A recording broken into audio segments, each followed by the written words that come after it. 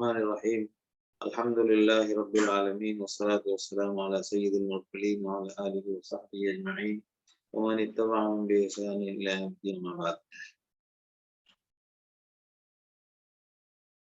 آج سورہ نساء کی آیت نمبر 148 یعنی چھٹے پارے کے سے شروع کر رہے ہیں ہم. چھٹے پارے کی پہلی آیت سے. پہلی آیت ہے لا يحب اللہ الجہر بالسوء من القول الا من ظلم. اللہ تعالیٰ کھلا کسی کو بددعا دینا پسند نہیں کرتا ہے، مگر یہ کہ کوئی بندہ مظلوم ہے تو اب مظلوم بددعا کرے گا تو ظلم کی حالت میں اس کی اجازت ہے، لیکن کھلے عام بددعا دینا اللہ کو پسند نہیں ہے. اور اللہ خوب جانتا ہے کون ظلم کر رہا ہے، کون ظالم ہے، کون مظلوم ہے. اللہ سب کا حساب لے گا اور سب کو انصاف دلائے گا. تو جب حق کا اور باطل کا ٹکراؤ ہوتا ہے تو اس میں یہ صورتحال پیش آتی ہے، اور ایسی نوبت بھی آ سکتی ہے کہ بددعا تک بات پہنچ جائے. تو اہل حق کو نصیحت کی جا رہی ہے کہ بددعا سے پرہیز کریں. اس کے بعد ایک بہت اہم نقطہ بیان کیا جا رہا ہے، جو ہم چونکہ یہ تین صورتیں جو ہیں یہ مدینے میں نازل ہوئی. مدنی صورتیں تو اور بھی بہت ہیں، لیکن احکام کے اعتبار سے اور دونوں جو قومیں تھیں بنو اسرائیل میں یہود اور نصارہ، انہوں نے جو پورا ایک نظریہ پھیلایا ہوا تھا یا جو مزاج بنایا ہوا تھا اور جو دعوے انہوں نے عام کیے ہوئے تھے، جیسا کہ آج کل ہمارے علاقے میں ہمارے ملکوں میں برہمنیت والا معاملہ ہے، تو وہ اس کی کوئی بنیاد نہیں، اس کی کوئی حقیقت نہیں ہے. جیسے کہ انہوں نے اپنے بارے میں یہ سوچ لیا ہے کہ ہم ایشور کے ہم یہاں سے بنے ہیں، ہمارا پورشن جو ہے وہ کچھ دماغ کی طرف سے بنے ہیں، کچھ بدن کے حصے کے بنے اور باقی پیروں کی طرف سے بنے. وہ اپنی سب کچھ ان کی طرف سے اپنا بنا ہوا، اور دینی عبادت کرنے کے حقدار صرف ہم ہیں اور وہ ذمہ داریاں نبھانے کے حقدار ہم ہیں. اس طرح کی بے شمار ہزاروں باتیں جو انہوں نے اپنی طرف سے اپنے علاقے میں پھیلائی ہوئی ہیں. تو اسی طرح جس خطے میں آپ صلی اللہ علیہ وسلم کی بعثت ہوئی اور وہ عرب کی سرزمین وہ سب قریب کے علاقے ہیں، وہاں بھی یہود و نصارہ نے بہت ساری باتیں پھیلائی ہوئی تھی. تو ان کے راز کو فاش کرنا اور ان کی حقیقت سے واقف کرانا یہ دین کی بہت بڑی ضرورت تھی، تاکہ دین اسلام اور جو اللہ کی منشا ہے اور جو اللہ چاہتا ہے اور جو اللہ کے ہاں مطلوب ہے وہ سامنے ہو کر آئے. انہوں نے چونکہ اتنا پھیلایا ہوا تھا یہودیت کے عقائد کو اور نصرانیت کے عقائد کو، جیسے کہ ہمارے علاقے میں اتنا پھیلایا ہوا ہے کہ آج تک ہمارے مسلمان ان رواج کو دہراتے ہیں. لہٰذا ہمارے ہاں مذہبی طور پر بہت ساری چیزیں وہ ہیں مذہبی حلقوں میں جو غیروں کی ہے. اور جیسے کہ ہمارے ہاں جو ایک اور یہ چیز علماء کے علاوہ نہیں کر سکتے، جیسے ہمارے ہاں آپ نے دیکھا ہوگا پہلے دیہاتوں میں ذبح کرنے کے لیے مولوی صاحب کو ہی بلاتے تھے. یعنی یہ نہیں کہ بھائی آپ خود ذبح کریں، بسم اللہ پڑھیں، آپ خود ذبح کریں. بچے کے کان میں اذان دینے کے لیے مولانا صاحب کو ہی بلائیں. دراصل یہ اسی علاقے سے، اسی خطے سے، وہی مزاج کا اثر ہے جو ہمارے یہاں بھی موجود تھا. تو قرآن اس کو صاف کرنے کے لیے بہت زیادہ تفصیل چاہیے اور بار بار اس کا تکرار چاہیے. لہٰذا اسی وجہ سے آپ دیکھیں گے سورہ بقرہ میں، سورہ آل عمران میں، سورہ نساء میں، سورہ مائدہ میں اس چیز کا تکرار بہت زیادہ ہے، تاکہ یہ ذہن صاف ہو. جو چیز اصل مطلوب ہے وہ بار بار قرآن کہتا ہے ما من الہ الا اللہ، اللہ کے علاوہ کوئی معبود نہیں، اور یہود و نصارہ کوئی چیز نہیں. اصل چیز ہے من آمن باللہ، من آمن باللہ، من آمن باللہ. یہ بار بار آتا ہے. لہذا جو بنیاد ہے اس کی طرف ذہن بنایا جا رہا ہے. اس سلسلے کی 2 آیتیں ہیں یہاں پر 150 151 اور 153 3 آیتیں ہیں. ان الذین یکفرون باللہ ورسولہ، کافروں کی 4 کیٹیگری بیان کی گئی. ایک وہ جو اللہ اور اللہ کے رسول کا انکار کرتے ہیں. وَيُرِيدُونَ يُفَرِّقُ بَيْنَ اللَّهِ وَرَسُولِهِ، کیٹیگری 2 دوسرے لوگ وہ ہیں جو اللہ اور اللہ کے رسول کے درمیان تفریق کرنا چاہتے ہیں. یعنی اللہ کو مانیں گے، اللہ کے رسول کو نہیں مانیں گے. اور بعض لوگ کہیں گے کہ بھائی بس اللہ کے رسول ہی سب کچھ ہیں، اللہ کے بارے میں مطلب ان کا عقیدہ یہ ہے کہ ہمیں اللہ تک پہنچنے کے لیے ہمارے لیے نبی کافی. جیسے کہ بنی اسرائیل میں عیسائی، انہوں نے حضرت عیسیٰ علیہ السلام کو بیٹا مان کے ساری اپنی حاجتیں، اپنے سارے معاملات جو ہے حضرت عیسیٰ کے ساتھ جوڑ لیے. اللہ سے انہوں نے اپنے آپ کو فارغ کر لیا. لہٰذا اللہ اور اللہ کے رسول کے درمیان تفریق کے सिर्फ रसूल को मानेंगे या सिर्फ अल्लाह को मानेंगे। वयक़ूलून, कैटेगरी दो हो गई। थर्ड कैटेगरी वयक़ूलून नुमिनु बिबादिन व नकफुरु बिबाद, और कुछ लोग ऐसे हैं जो कहते हैं कि यार कुछ बातें मान लेते हैं और कुछ बातें तो हमारी समझ में नहीं आती, हमको ये हजम नहीं होती है। ये कैटेगरी 3। और चौथी कैटेगरी ये है वयुरीदून अन यत्तखू बैना ज़ालिका सबीला, लिबरल टाइप के आजकल के जो लोग हैं कि भाई एक काम करो ना, कोई ऐसा बीच का रास्ता निकालिए कि सब की हमारा मिजाज भी रह जाए और मतलब रिंद के रिंद रहें और पीरी हाथ से ना जाए, तो ऐसा कोई फार्मूला निकालिए। तो कुरान कहता है कैटेगरी 1 जो अल्लाह और अल्लाह के रसूल के मुनकिर हैं, दूसरे वो जो अल्लाह और अल्लाह के रसूल के दरमियान फर्क करते हैं, तीसरे वो जो कुछ माना और कुछ को नहीं माना, और चौथे वो जो इन दोनों के दरमियान कोई रास्ता ढूंढते हैं। उलाइका हुमुल काफिरून हक्का, ये पक्के काफिर हैं। ये चारों कैटेगरी पक्के काफिरों की है। वअतदना लिल काफिरीन अज़ाबन मुहीना, हमने इनके लिए दर्दनाक अज़ाब तैयार कर रखा है। और हैं कौन असल ईमान वाले? वल्लज़ीना आमनू बिल्लाहि व रुसुलिही, जो अल्लाह और अल्लाह के रसूल के पर ईमान लाते हैं। वलम युफर्रिकू बैना अहदिन मिनहुम, और उनके दरमियान कोई फर्क नहीं करते, तमाम अंबिया के ऊपर यकसा ईमान है। उलाइका सौफ युतीहिम उजूरहुम, ये हैं जिनको हम पूरा अजर देंगे। लिहाजा यहूद इसमें नाकिस है। हजरत मूसा अलैहिस्सलाम को मान रहे हैं, उनके बाद सैकड़ों नबियों का उन्होंने इनकार किया। ईसा अलैहिस्सलाम का इनकार किया, अल्लाह के रसूल सल्लल्लाहु अलैहि वसल्लम का इनकार किया। यही हाल नसारा का है कि वो अल्लाह के रसूल सल्लल्लाहु अलैहि वसल्लम को नहीं मान रहे हैं और पिछले बहुत सारे अंबिया को नहीं मान रहे हैं। तो कुरान कहता है कोई तफरीक नहीं चलेगी, अल्लाह और तमाम नबियों पर एक सा ईमान रखना पड़ेगा। अलबत्ता शरीयत उसकी शरीयत इख्तियार करनी है जिस नबी की आप उम्मत हैं, इनको हम देंगे पूरा पूरा अजर। और अल्लाह बहुत माफ करने वाला और रहीम है। इनसे गलतियां होंगी, इनसे गलतियों का इम्कान है और इनसे कोताहियां होंगी, अल्लाह माफ करने वाला है। अब आगे अहले किताब के बारे में उनकी बातें बताई जा रही हैं कि अहले किताब की खराबियां क्या है। हम सिर्फ अहले किताब के नाम से नफरत नहीं है कि ये अहले किताब गलत है, अहले किताब गलत है, नहीं, उनके पॉइंट्स क्या है उनकी गलती के, वो सुनिए। इसीलिए कुरान फिर इस सूरत में भी आ रहा है आगे सूरह माइदा में, इन्नल्लज़ीना आमनू वल्लज़ीना हादू वस्साबीन वन्नसारा वस्साबीन, के ईमान वाले यहूद व नसारा, उनमें से जो भी ईमान लाएगा, ये तसव्वुर हटाया जा रहा है, असल बुनियाद की तरफ इंसानों को लाया जा रहा है। लिहाजा उनकी गलतियां क्या है वो बताई जा रही है कि अहले किताब, तुम यसअलूका अहलुल किताब, अहले किताब आपसे पूछते हैं कि भाई हमारे ऊपर आसमान से किताब उतारो, हमारे ऊपर आसमान से अलग से किताब उतार के दिखाएं। तो इन्होंने तो मूसा अलैहिस्सलाम से इससे बड़ा मुतालबा कर दिया था। उन्होंने कहा था कि हमें अल्लाह को चश्म बचश्म दिखाएं, हमें अपनी आंखों से दिखाएं। अरे अल्लाह जहरा, इसी मुतालबे पर तो इनको पहाड़ पे झटका लगा और वो सब मर गए थे। फिर इन्होंने दूसरी गलती क्या की, बछड़े को माबूद बना लिया, हमने उसको भी माफ कर दिया। इनके ऊपर हमने तूर पहाड़ को उठाया, उनसे अहद लिया, उसको पूरा नहीं किया। इनसे कहा गया सुज्जदा, इस शहर के अंदर दाखिल होना है सजदा करते हुए, और सनीचर के मामले में, हफ्ते के मामले में हद से तजावुज मत करो। इन सब अहदों को तोड़ दिया इन्होंने। अब कुरान कह रहा है कि इनकी यही सब गलतियां हैं, इनके इन अहद को तोड़ने की वजह से और अल्लाह की आयतों का इनकार करने की वजह से और नबियों के कत्ल करने की वजह से और ऊपर से उल्टी बात बोलने की वजह से, कह रहे भाई हमारे दिलों में पर्दा है, हमें आपकी बात समझ में नहीं आती, पता नहीं आप क्या कहते हैं। बल तबा अल्लाहु अलैहि बिकुफ्रिहिम, तो ये इन सब हरकतों की वजह से इनके दिल पर मुहर पड़ गई है। दिल पे मुहर खुद ब खुद नहीं पड़ती है, जब इंसान हरकतें इतनी करता है, जब अल्लाह की तरफ से हिदायत की हद से ज्यादा नाकदरी करता है और उसका इनकार करता है, उसकी तकसीब करता है, उसको छुटलाता है, उसका मजाक करता है और उसके ऊपर शक शुबा पैदा करता है, तो फिर उसके ऊपर अल्लाह की तरफ से ये अजाब आता है कि उसके दिल पे मुहर लग जाती है। नतीजा क्या होता है, हक की सारी बातें उसके सामने आएंगी, उसे कुछ समझ ही नहीं आएगी। अल्लाह हिफाजत फरमाए। दूसरी उनकी गलती बताई गई, उनके कुफ्र, हजरत मरियम अलैहिस्सलाम के ऊपर उनका बुहतान और उनका ये कहना कि हमने मसीह ईसा अलैहिस्सलाम को कत्ल कर दिया, अल्लाह के रसूल को, और हकीकत ये है कि ना तो कत्ल कर सके और ना उनको सूली पर चढ़ा सके, बल्कि वो शुबे में पड़ गए हैं। और बेशक वो लोग उनके बारे में जो इख्तिलाफ करते हैं, जो इधर उधर की बातें करते हैं, वो सब शक में है।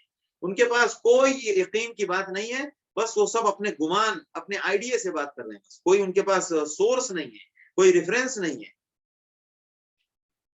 वमा कतलुहु यकीना, और एक बात कह के दो टोक बात पर साफ कर दी एक ही जुमले में कि हजरत ईसा अलैहिस्सलाम का कत्ल यकीनी तौर पर नहीं हुआ है। बात खत्म, एक ही जुमले में बात खत्म। حضرت عیسیٰ علیہ السلام کا قتل نہیں ہوا ہے اور ان پر موت بھی نہیں آئی ہے، کیونکہ وہ ان کی موت کا کوئی شاہد نہیں ہے۔ تو قرآن نے کہا بل رفعہ اللہ علیہ، اللہ نے ان کو اٹھا لیا، یہ اللہ اس پر غالب قادر ہے۔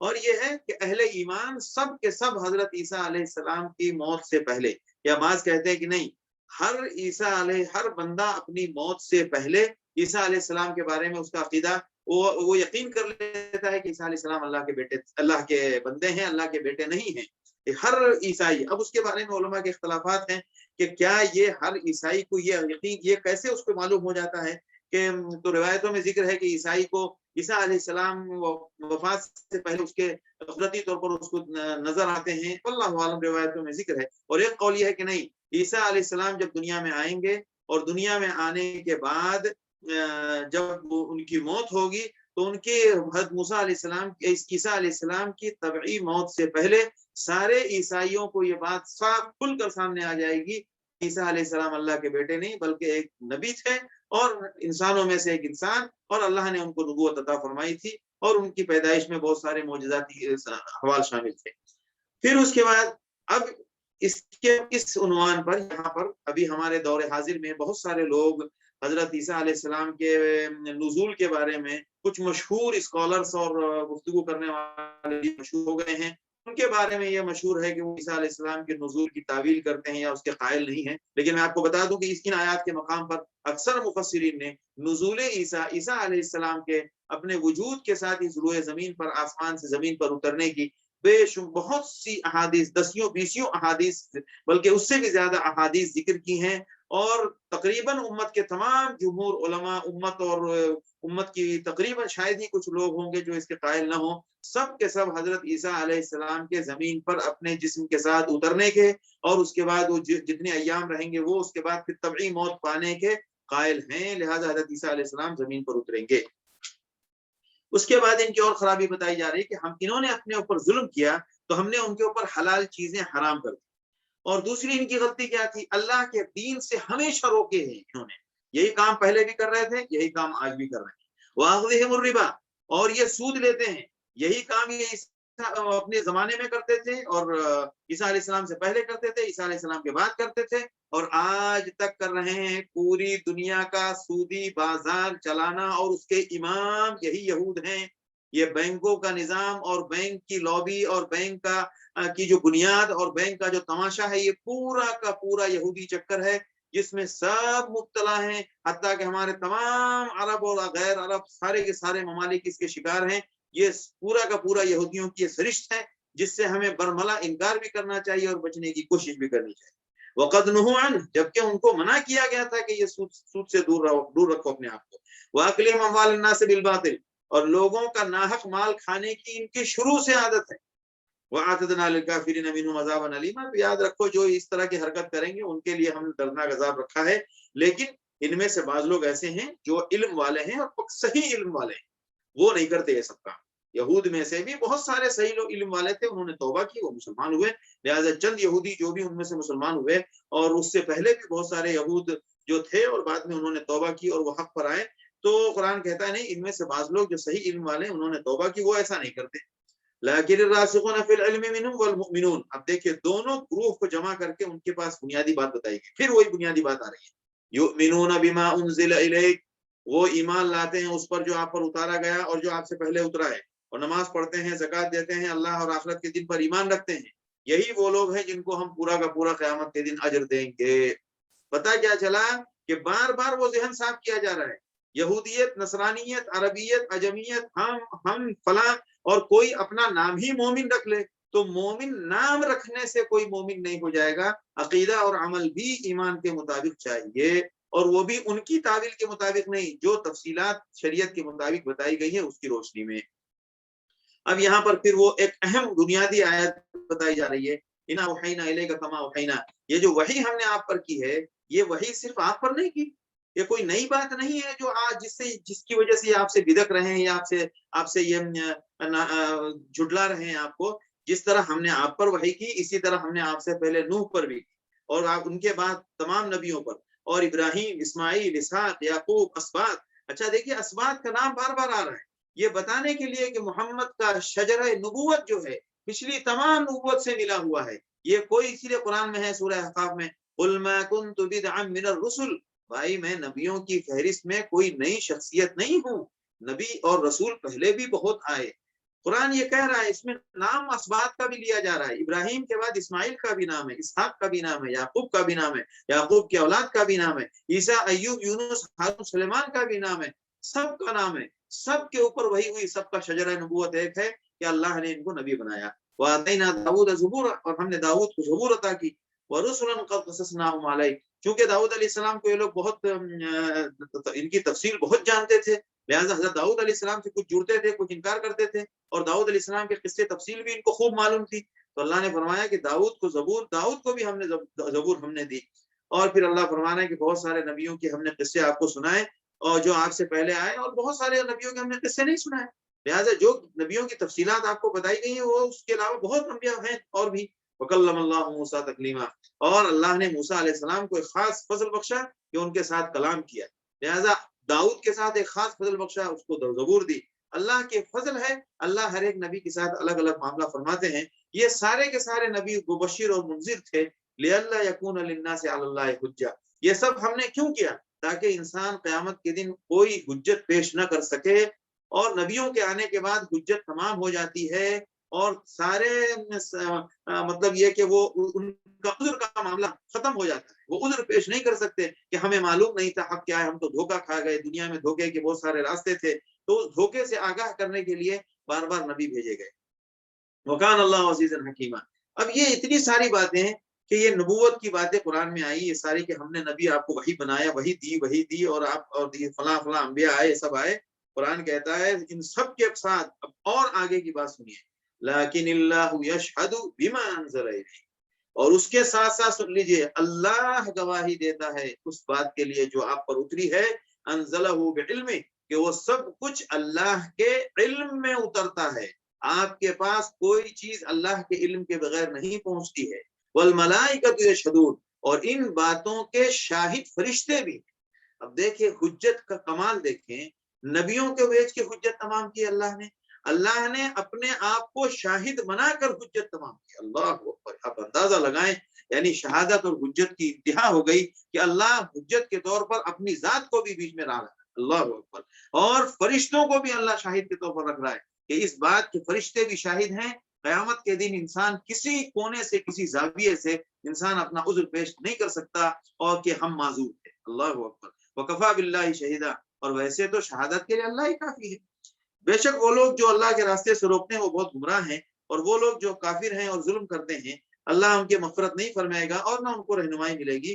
ہاں ان کا راستہ بس جہنم کا راستہ ہے، ہمیشہ اس میں رہیں گے۔ یا ایھا الناس قد جاءکم الرسول بالحق من ربکم، اب بتایا جا رہا ہے اے نبی، اے لوگوں، نبی تمہارے پاس حق بات لے کر آیا ہے۔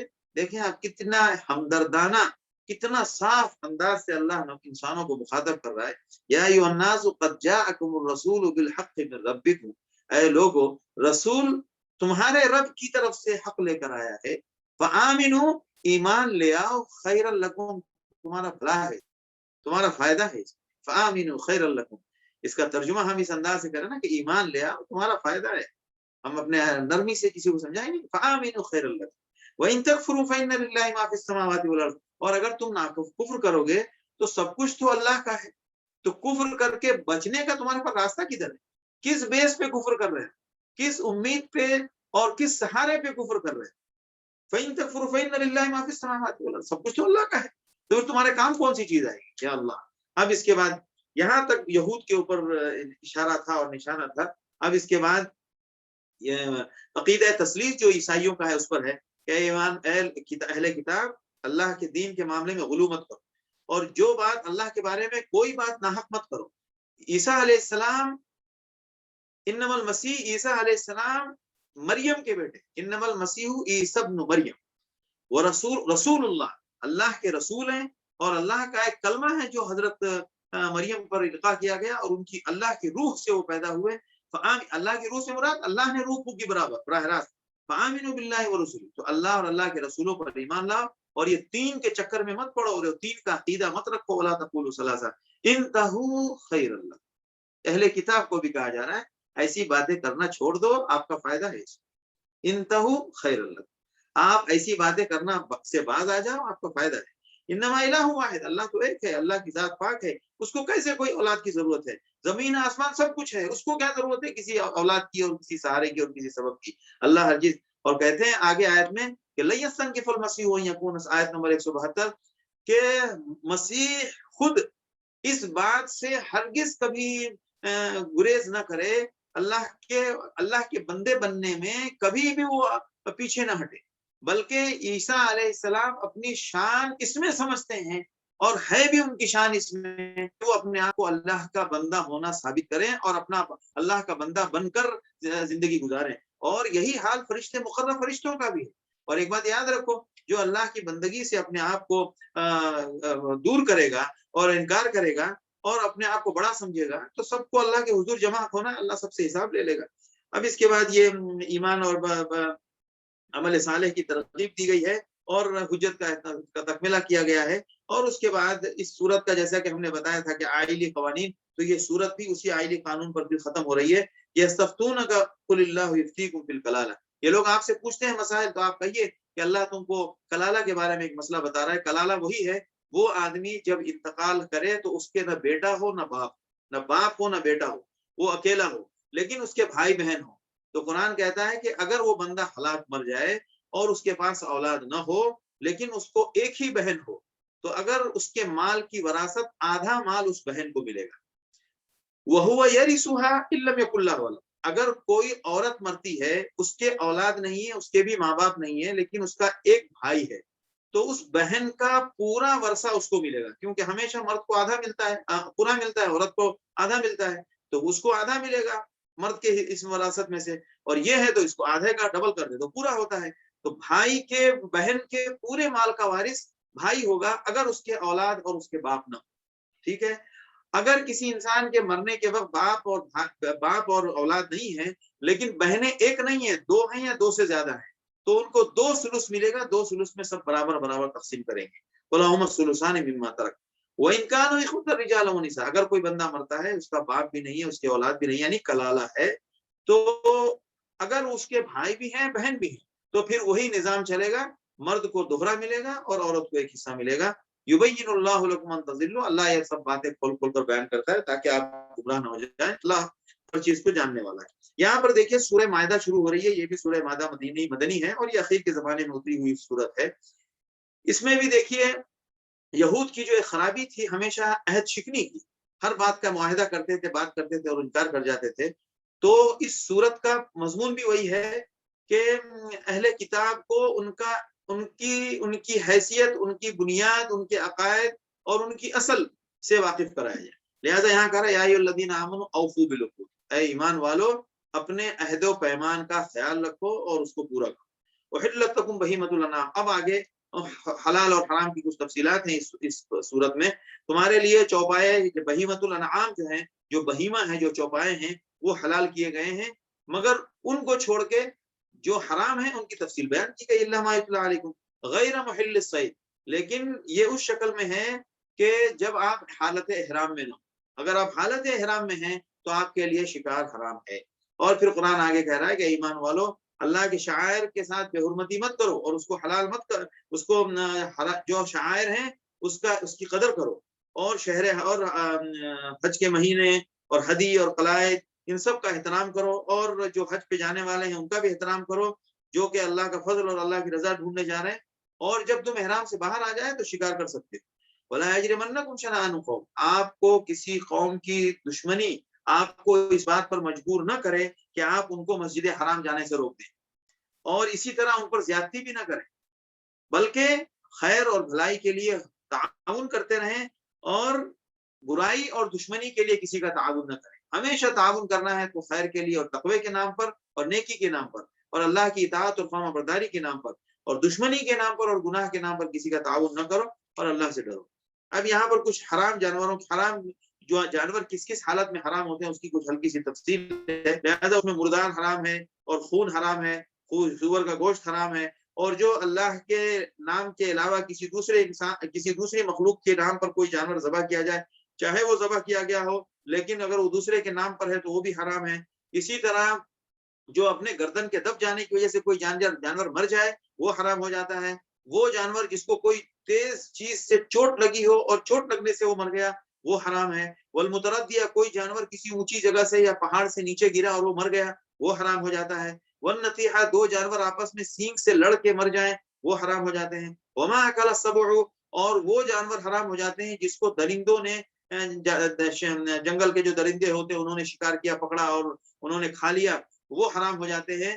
مگر ان میں سے جس کو آپ ذبح کر لیں تو وہ حلال ہو جاتے ہیں. مطلب ان میں سے جو جانور تھے مرنے سے پہلے ان کو اگر ذبح کر لیا گیا اور وہ ذبح ہو گئے تو پھر وہ حلال ہو جاتے ہیں. وما ذبح علی النصب اسی طرح جو غیر اللہ کے نام پر جو بھینٹ چڑھانے کی جو جگہیں اور اڈے بنے ہوئے ہیں ان پر کوئی جانور ذبح کیا جائے تو گرچہ وہ اللہ کے نام پر ذبح ہو گرچہ وہ صحیح طریقے سے ذبح ہو لیکن وہ غلط جگہ پر ذبح ہوا ہے غلط نام پہ ذبح ہوا ہے تو وہ بھی حرام ہو جاتا ہے.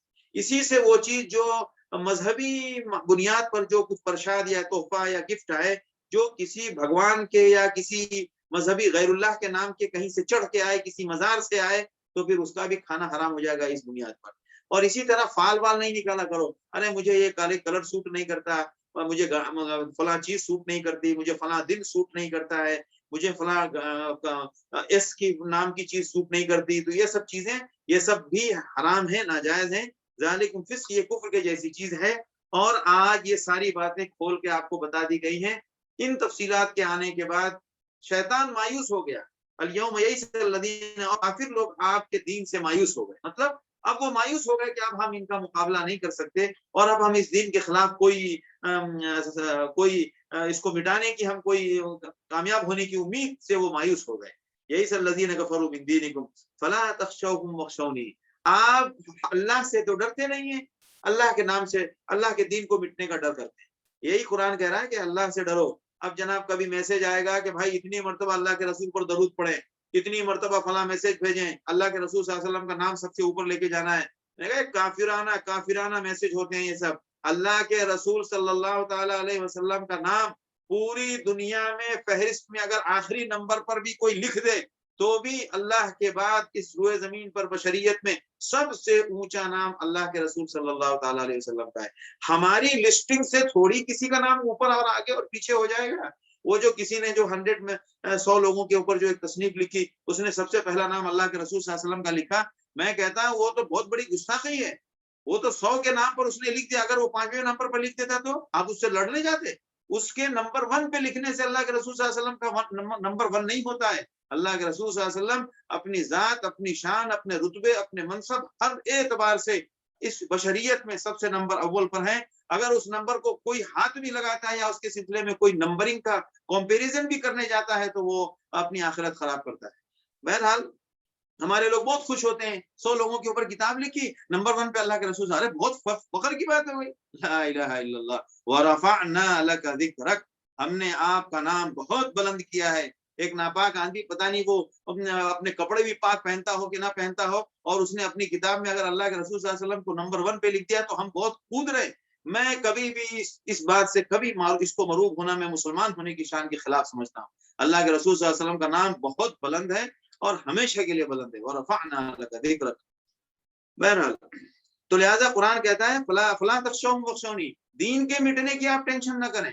آپ دین پر رہنے کی ٹینشن آپ اللہ سے ڈرنے کی ٹینشن کریں. دین کو کون مٹائے گا؟ دین کو جب اس دنیا سے اٹھنا ہوگا تو وہ تو ایک وقت ایسا آئے گا جب کعبہ ڈھا دیا جائے گا جب قرآن کے اندر قرآن کے حروف نہیں رہیں گے.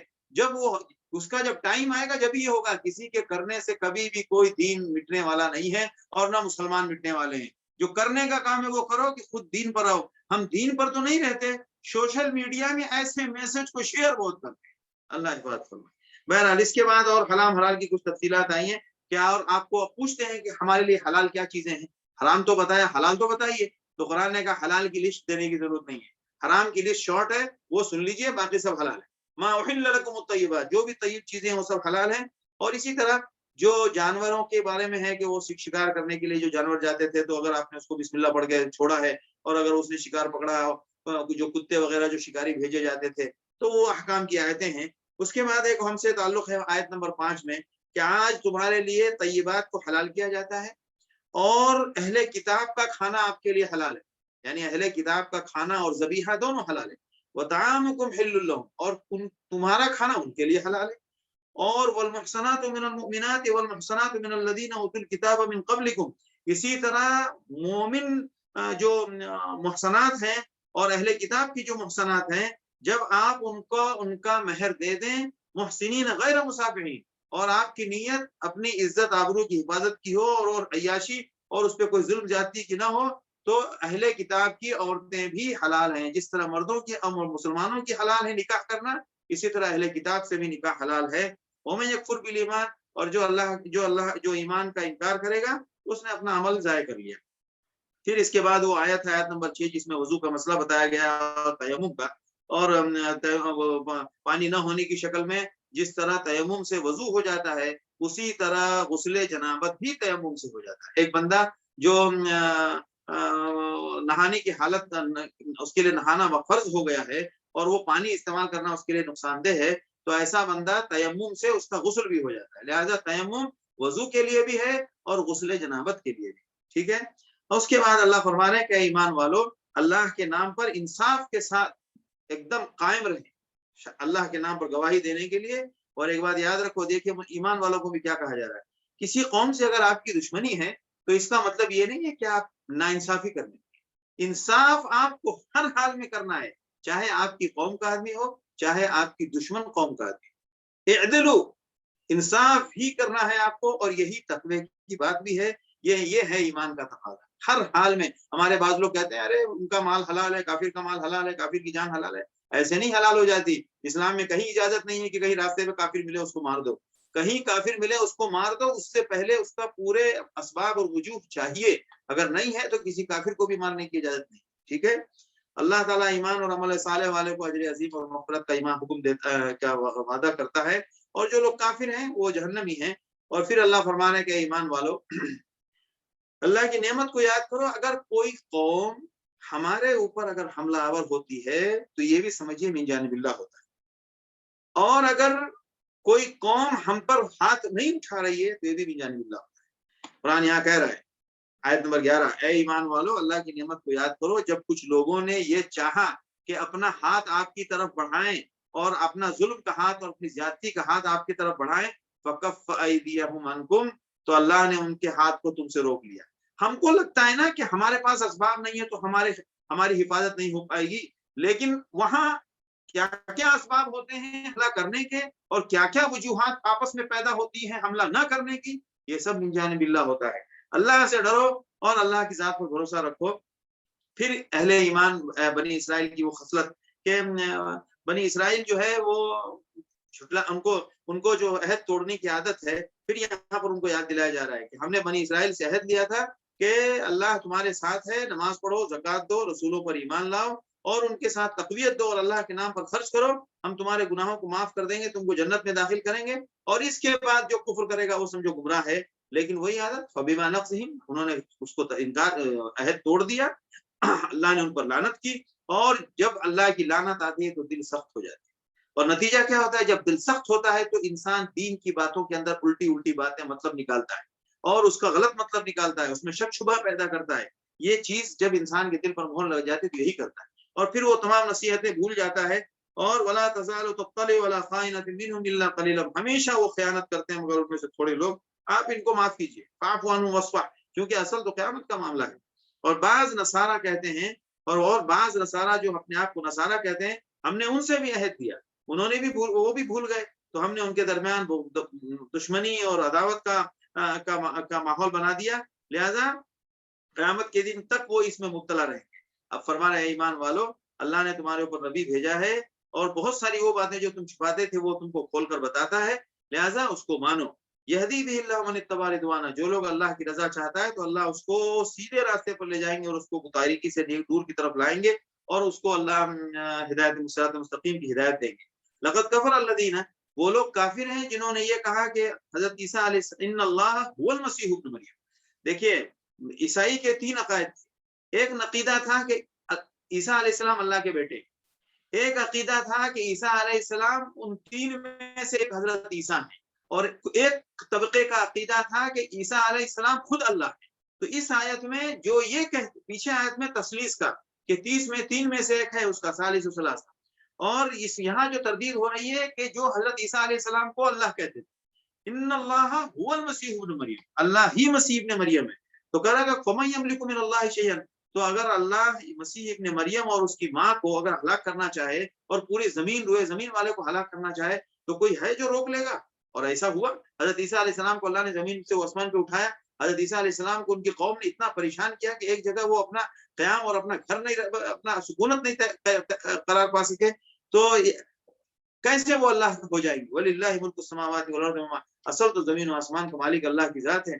یہود و نصارہ کے بارے میں ان کا ایک دعوے کی تردید ہو رہی ہے کہ وہ کہتے تھے نحن ابناء اللہ واحباؤ، دیکھیں نصارہ کے آرزویں اور ان کے دعوے، ہم اللہ کے بیٹے ہیں اور ہم اس کے محبوب مخلوق ہیں۔ یہی برہمنیت ہے۔ برہمنیت کی شاخ ہر حال میں یہ یہود سے جا کے ملتی ہے، کہ جتنے عقائد قرآن میں ذکر ہے اور برہمنیت کے عقائد ملائیں وہ سب آپ کو ملتے ہوئے نظر آئیں۔ تو اللہ فرمانا ہے کہ پھر تم کو عذاب کیوں ہوتا ہے اگر تم اللہ کے محبوب اور بیٹے ہو تو؟ تم ایک ہو اللہ کی مخلوقات میں سے، اب اللہ جس کو چاہے گا معاف کرے گا، جس کو چاہے گا عذاب دے گا، اصل مالک تو اللہ کی ذات ہے، تم کون ہو؟ تمہاری کیا حیثیت ہے؟ اے نبی، ہر فترے پر اے اہل کتاب، ہر تھوڑے وقفے سے تمہارے پر نبی آتے رہے، اور تمہارے پاس بھی ابھی بھی نبی اور بشیر و نذیر آیا، اور اللہ ہر چیز پر قادر ہے۔ پھر ان کی حرکتیں بتا رہے ہیں کہ تم اللہ کا بیٹا اور محبوب ہونے کی بات کرتے ہو، اپنی کارستانی سنو۔ موسیٰ نے جب تم سے کہا کہ اللہ نے تم پر نعمت کی ہے، تم میں نبی بھیجے، تم کو بادشاہ بنایا اور تم کو وہ چیزیں دی جو تم سے پہلے کسی کو نہیں ملی، تو اے قوم کے لوگوں، اس مقدس سرزمین میں داخل ہو جاؤ جس نے جو ملک اللہ نے تمہارے لیے لکھ دیا ہے، اور پیچھے مت پلٹنا ورنہ تم ناکام ہو جاؤ گے۔ تو انہوں نے کہا موسیٰ ہم نہیں جاتے، اس میں تو وہ خناق ظالم قسم کے لوگ ہیں، ہم سے نہیں ہونے والا یہ، اور ہم جب تک وہ اندر ہیں ہم شہر میں نہیں داخل ہونے والے، ہمیں ڈر لگتا ہے۔ وہیں یخرج منہا، جب وہ نکل جائیں گے تو ہم جائیں گے۔ تو ان میں سے کچھ لوگ ایمان والے تھے، انہوں نے کہا، دو لوگ جو اللہ سے ڈرتے تھے اور اللہ نے ان کے اوپر ایمان انعام کیا تھا، یعنی ہدایت دی تھی، بھائی اس شہر میں داخل ہو جاؤ، جب تم داخل ہو جاؤ گے تم ہی غالب رہو گے اور اللہ پر بھروسہ کرو۔ پھر انہوں نے کہا نہ بھائی ہم نہیں داخل ہونے والے، ہرگز ہم داخل ہونے والے نہیں جب تک وہ لوگ وہاں ہیں، تم جاؤ، تمہارا رب جائے، تم لوگ جا کے لڑو، ہم نہیں جانے والے، ہم تو یہی بیٹھے رہے۔ موسیٰ علیہ السلام تھک ہار کے انہوں نے کہا اللہ میں اپنا ذمہ دار ہوں اور میرے بھائی کا، املک نفسی الا نفسی واخی فافرق بیننا وبین القوم الفاسقین، اے اللہ ہمیں اب اس سے الگ کر، اب ہمیں ان سے، ہماری اس سے اللہ تو جان آزاد کر دے۔ تو قال فإنا، تو پھر ان کے اوپر وہ عذاب آیا۔ اس کے بعد حضرت موسیٰ علیہ السلام کا، اس سے پہلے حضرت ہارون علیہ السلام کا انتقال ہوا، اس کے بعد حضرت موسیٰ علیہ السلام کا انتقال ہوا، اور ان کو عذاب یہ ملا کہ 40 سال تک یہ اسی میدان میں بھٹکتے رہے، انہیں راستہ ہی نہیں مل رہا، ادھر جاتے تھے پھر ادھر سے ادھر جاتے تھے، پھر ادھر سے ادھر جاتے تھے، لہٰذا ایک سزا تو ان کو یہی مل گئی، اور وہ آج تک بھٹک رہے ہیں۔ اللہ اکبر۔ اللہ نے پھر حق و باطل کے معاملے کو صاف کر کے حضرت آدم علیہ السلام کے 2 بیٹوں کے واقعے سے اس کو صاف کیا کہ انسان جب اندھا ہوتا ہے تو اس سے دن دھاڑے غلطیاں ہوتی ہیں، اور لہٰذا ان کو سنا وہ قصہ حضرت آدم علیہ السلام کے 2 بیٹوں کا کہ ایک نے صرف اپنے نفس کی خواہش کی خاطر ایک کو قتل کر دیا، اور دوسرا بے قصور تھا، اس نے کہا بھلے سے مار دو، مشکل نہیں۔ لہٰذا اہل حق ہمیشہ جو سچے ہوتے ہیں ان کے ساتھ ایسا ظلم ہوتا ہے، اور پھر اس کے بعد ایسا بھٹکا کہ ایک کوے کی رہنمائی کا محتاج ہو گیا۔ تو اس حرکت کے بعد اللہ نے بنی اسرائیل کی اس حرکت کی وجہ سے جو انہوں نے موسیٰ علیہ السلام کے ساتھ کہا کہ نہاؤنا قائدون وغیرہ وغیرہ، تو ان کی شرارتوں کی وجہ سے اللہ نے ان پر یہ سزا ڈالی کہ جو تم میں سے کوئی قتل کرے گا یا فساد کرے گا تو گویا اس نے تمام لوگوں کو قتل کیا، اور جو انسانیت کے ساتھ زندگی کی حفاظت کا کام کرے گا تو گویا اس نے تمام انسانوں کی زندگی کا بندوبست کیا۔ تمہارے پاس اس سے پہلے بہت رسول آئے لیکن تم ہمیشہ زیادتی میں لگے رہے، اور اس کی سزا یہ ہے کہ جو ایسی حرکت کرے گا اور جو زمین میں فساد مچائے گا اس کو قتل کیا جائے اور اس کے ٹکڑے کیے جائیں اور اس کو سولی پہ چڑھایا جائے اور اس کا ہاتھ الٹا اور دایاں ہاتھ اور بایاں پیر الٹ پلٹ کے کاٹا جائے۔ یہ ان کی دنیا کی سزا ہے، رسوائی ہے، اور آخرت میں تو دردناک عذاب ہے ہی۔ مگر اس میں سے جو لوگ توبہ کر لیں کوئی مسئلہ نہیں ہے، جو توبہ کر لیں گے اللہ قبول کرنے والا ہے۔ اب ایمان والوں کو کہا جا رہا ہے کہ ایمان والوں اللہ سے ڈرو اور اللہ کے حضور پہنچنے سے پہلے اپنے لیے نیک اعمال کا بندوبست کرو، وابتغوا الیہ الوسیلہ وجاہدوا فی سبیلہ، اور اللہ کے راستے میں جہاد کرو۔ یہ دوسری قوم نے جو حرکتیں کی ہیں ویسے مت کرنا۔ یہ قصے اس لیے سنائے جا رہے ہیں تاکہ آپ محتاط رہیں، ہوشیار رہیں۔ کیونکہ جو بندہ کافر ہو کے قیامت میں جائے گا وہ پوری زمین برابر بھی اگر سونا پیش کرے گا اللہ کے سامنے، اور جو کچھ زمین کی چیزیں وہ پیش کر کے بھی وہ اپنی جان نہیں چھڑا سکتا۔ اس کے بعد چور کی سزا کا ذکر ہے، اور بنی اسرائیل کی بہت ساری حرکتوں کا ذکر ہے، جس میں اللہ نے اللہ کے رسول صلی اللہ علیہ وسلم کو تسلی دی کہ یا ایھا الرسول لا یحزنک الذین یسارعون فی الکفر، یہ لوگ جو کفر میں، کفر کے نام پر، کفر کے لیے اور کفر کی خاطر یہ جو بہت دوڑ دھوپ کر رہے ہیں، طرح طرح کی محنتیں، کوششیں کر رہے ہیں، آپ اس سے ٹینشن میں نہیں آئیے، آپ یقین کیجیے یہ آیت ہمارے لیے بھی ہے۔ کفر کو بڑھانے، کفر کے نام پر کتنی کوششیں ہو رہی ہے آج ہمارے ملکوں میں، ہندوستان کے بہت دنیا کے بہت سارے ملکوں میں۔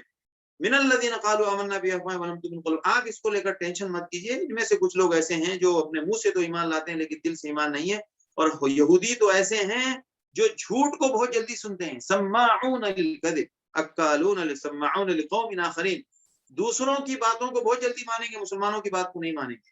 یحرفون الکلم من بعد مواضعہ، الفاظ کے اللہ کے احکام کو الٹ پھیر کرتے ہیں اور کہتے ہیں کہ اگر یہ فیصلہ ہو تو مان لیں گے، اگر دوسرا فیصلہ ہوگا تو ہم نہیں مانیں گے۔ لہذا جس کی آزمائش کا فیصلہ اللہ نے کر لیا ہو تو آپ کچھ نہیں ان کا بھلا کر سکتے۔ اولئک الذین، اللہ ان کے دل کو کبھی پاک نہیں کرے گا۔ جب انسان دین کے ساتھ گیم کھیلے گا تو اس کو کبھی رہنمائی نہیں ملے گی۔ یا اللہ ہماری آپ کی سب کی بات فرما۔ سماعون للکذب، جھوٹ سننا بہت خراب بات ہے، اللہ ہمیں بھی محفوظ فرمائے۔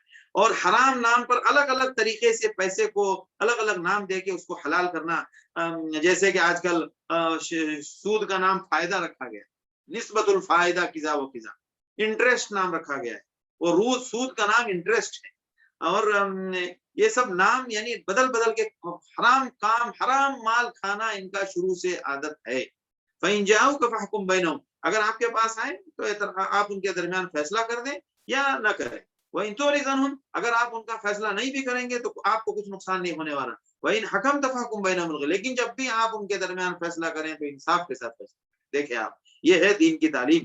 وَكَيْفَ يُحَكِّمُونَكَ وَعِندَهُمُ التَّوْرَاةُ فِيهَا، اور وہ دراصل آپ کو فیصلہ کرانے آپ کے پاس دل سے نہیں چاہتے، ان کے پاس تو تورات موجود ہے لیکن ان کا بس ان کی وہ ثم يتولون من بعد ذلك، تورات ہوتے ہوئے اس سے تو روگردانی کرتے ہیں، تو پھر وہ آپ کے فیصلے کو کیسے مانیں گے؟